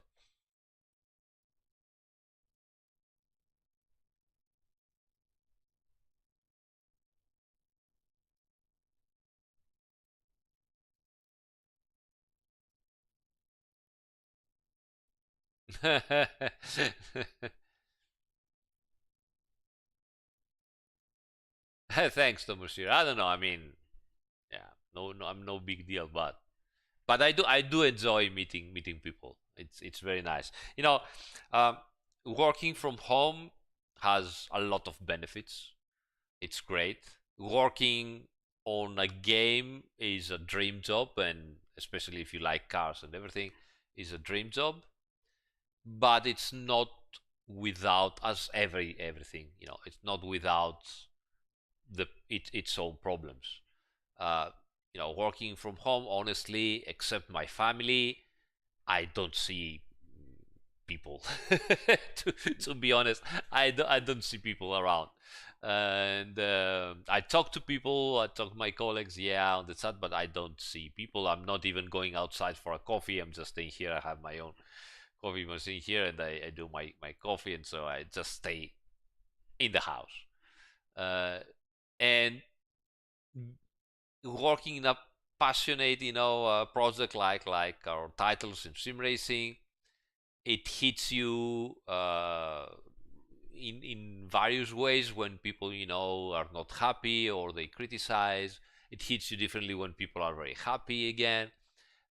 It's a very exciting job, but it really takes a little bit of a uh, you know uh,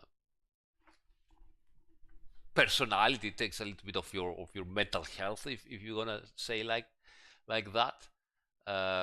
And when you go out and you have the opportunity to meet the people that play, and by experience now I know that in the end people uh, tend to be very happy when you meet them in person and talk about our common passion. I really enjoyed it. I really like it, and I look forward to it to meet people in real life. So that's why, I mean, every time that I have the opportunity to meet people in real life, I will never say no for a chit chat. And the longer it is, the better it is. I just love, talking with people and exchanging experiences and uh, criticism for them. It's different, talking face to face. So yeah, it's very nice. I really like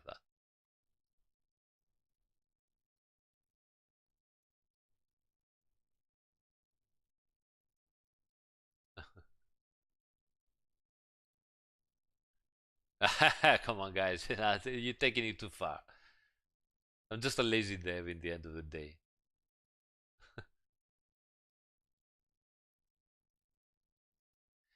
That's true, Puppy Squisher, and I will tell you that Andimon knows it. Sometimes I just have to close everything and stay into myself and not talk to anybody, not even Andy sometimes during days, weeks, months, because I need to focus and take off the negativity and work towards a target. Uh, and you have to do it if you want to have results. The other thing you could do, the other solution or alternative is, I don't care about it. It is what it is. I'm not gonna go crazy about it, and it's gonna go out as it is, whatever, or it will stay as it is. um, I'm not usually, most of the time, this kind of guy. If I see something that I don't like, or if I see that the criticism is valid, then I will just go crazy about it and try to fix it. And that takes a toll on you, of course, at the end of the day, but it also gives you a lot of satisfaction. So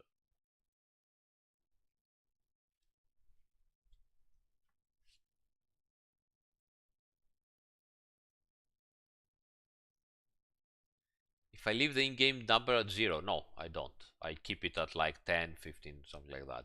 Depends.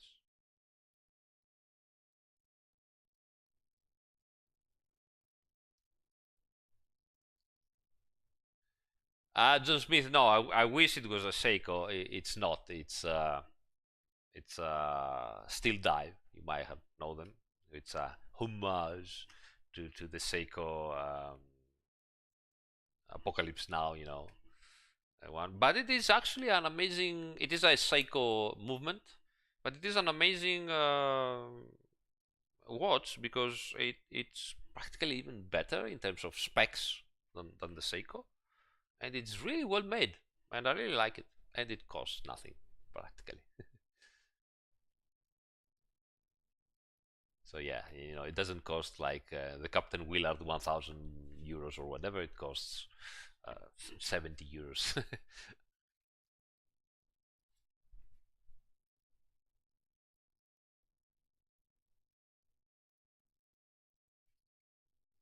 Out of a total 100%, which part of the GT3 produces the most downforce? Uh, it's well, splitter and under tray. It's the underbody. So splitter to diffuser is the whole underbody. Um, I wouldn't say it produced 75%. I have to check the data again to be honest. Uh, it is more than 50, but it's not that high. The rear end also produces, the rear wing also produces quite a bit of downforce.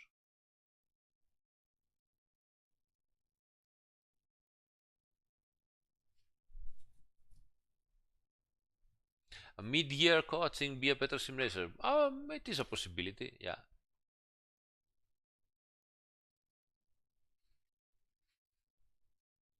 Yeah, on the Porsche, yeah, it produces more, that's for sure. Well, you know,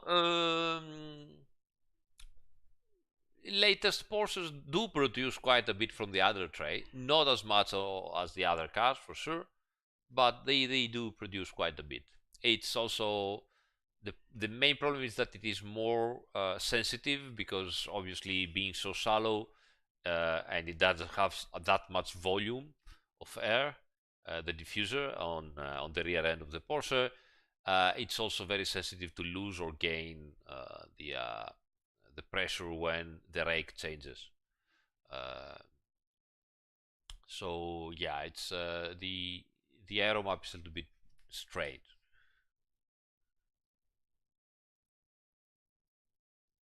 No, Tomoshiro, they haven't flipped the engine. That they made that only on the RSR car, which is a WEC car. On the GT3 car, they cannot flip the engine by the rules. So the engine is still there. The only thing that they managed to do is take some of the accessories like the alternator, stuff like that. They moved it far ahead, and so they improved a little bit the weight balance, but the engine still stays on top and backwards the rear tires. So they did manage to gain a little bit extra diffuser area, but it still stays a rear engine car.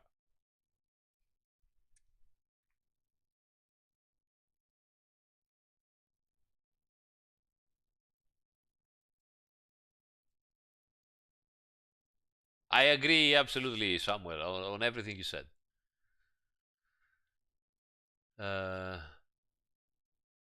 If I would like if GT3 allowed 700 horsepower and more on cars, yeah. Yeah, who wouldn't?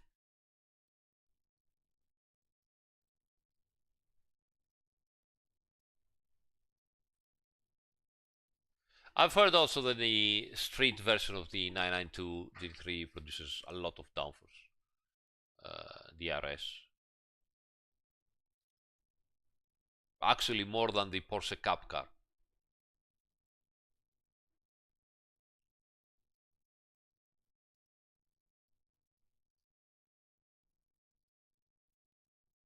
Yeah, it is slightly farther forward than the older 911, but it's still, you know, rear engine.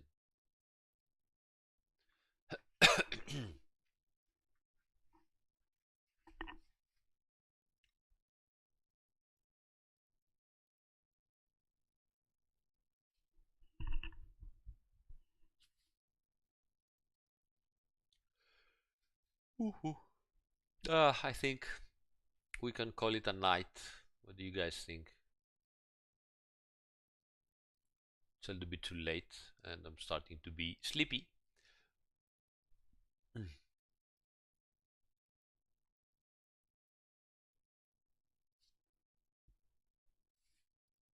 Active aero.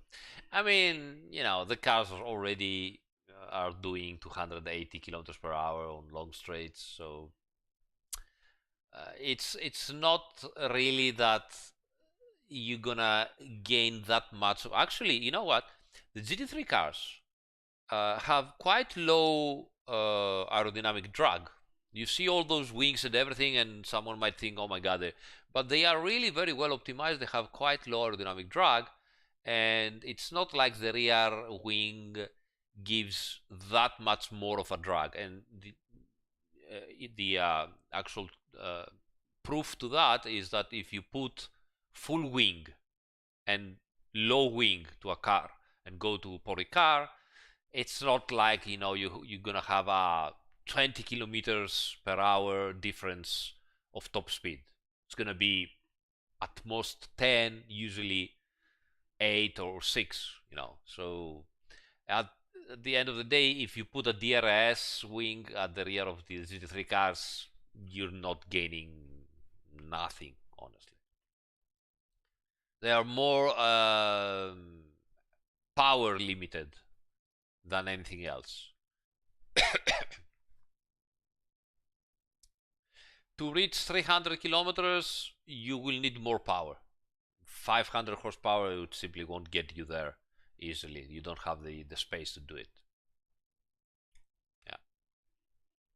You need because as you go faster, you need, you know, not more power, you need double and quadruple times the power. So yeah, exponential, yeah, because the aerodynamic is on power of 2, the aero drag, so it gets worse and worse.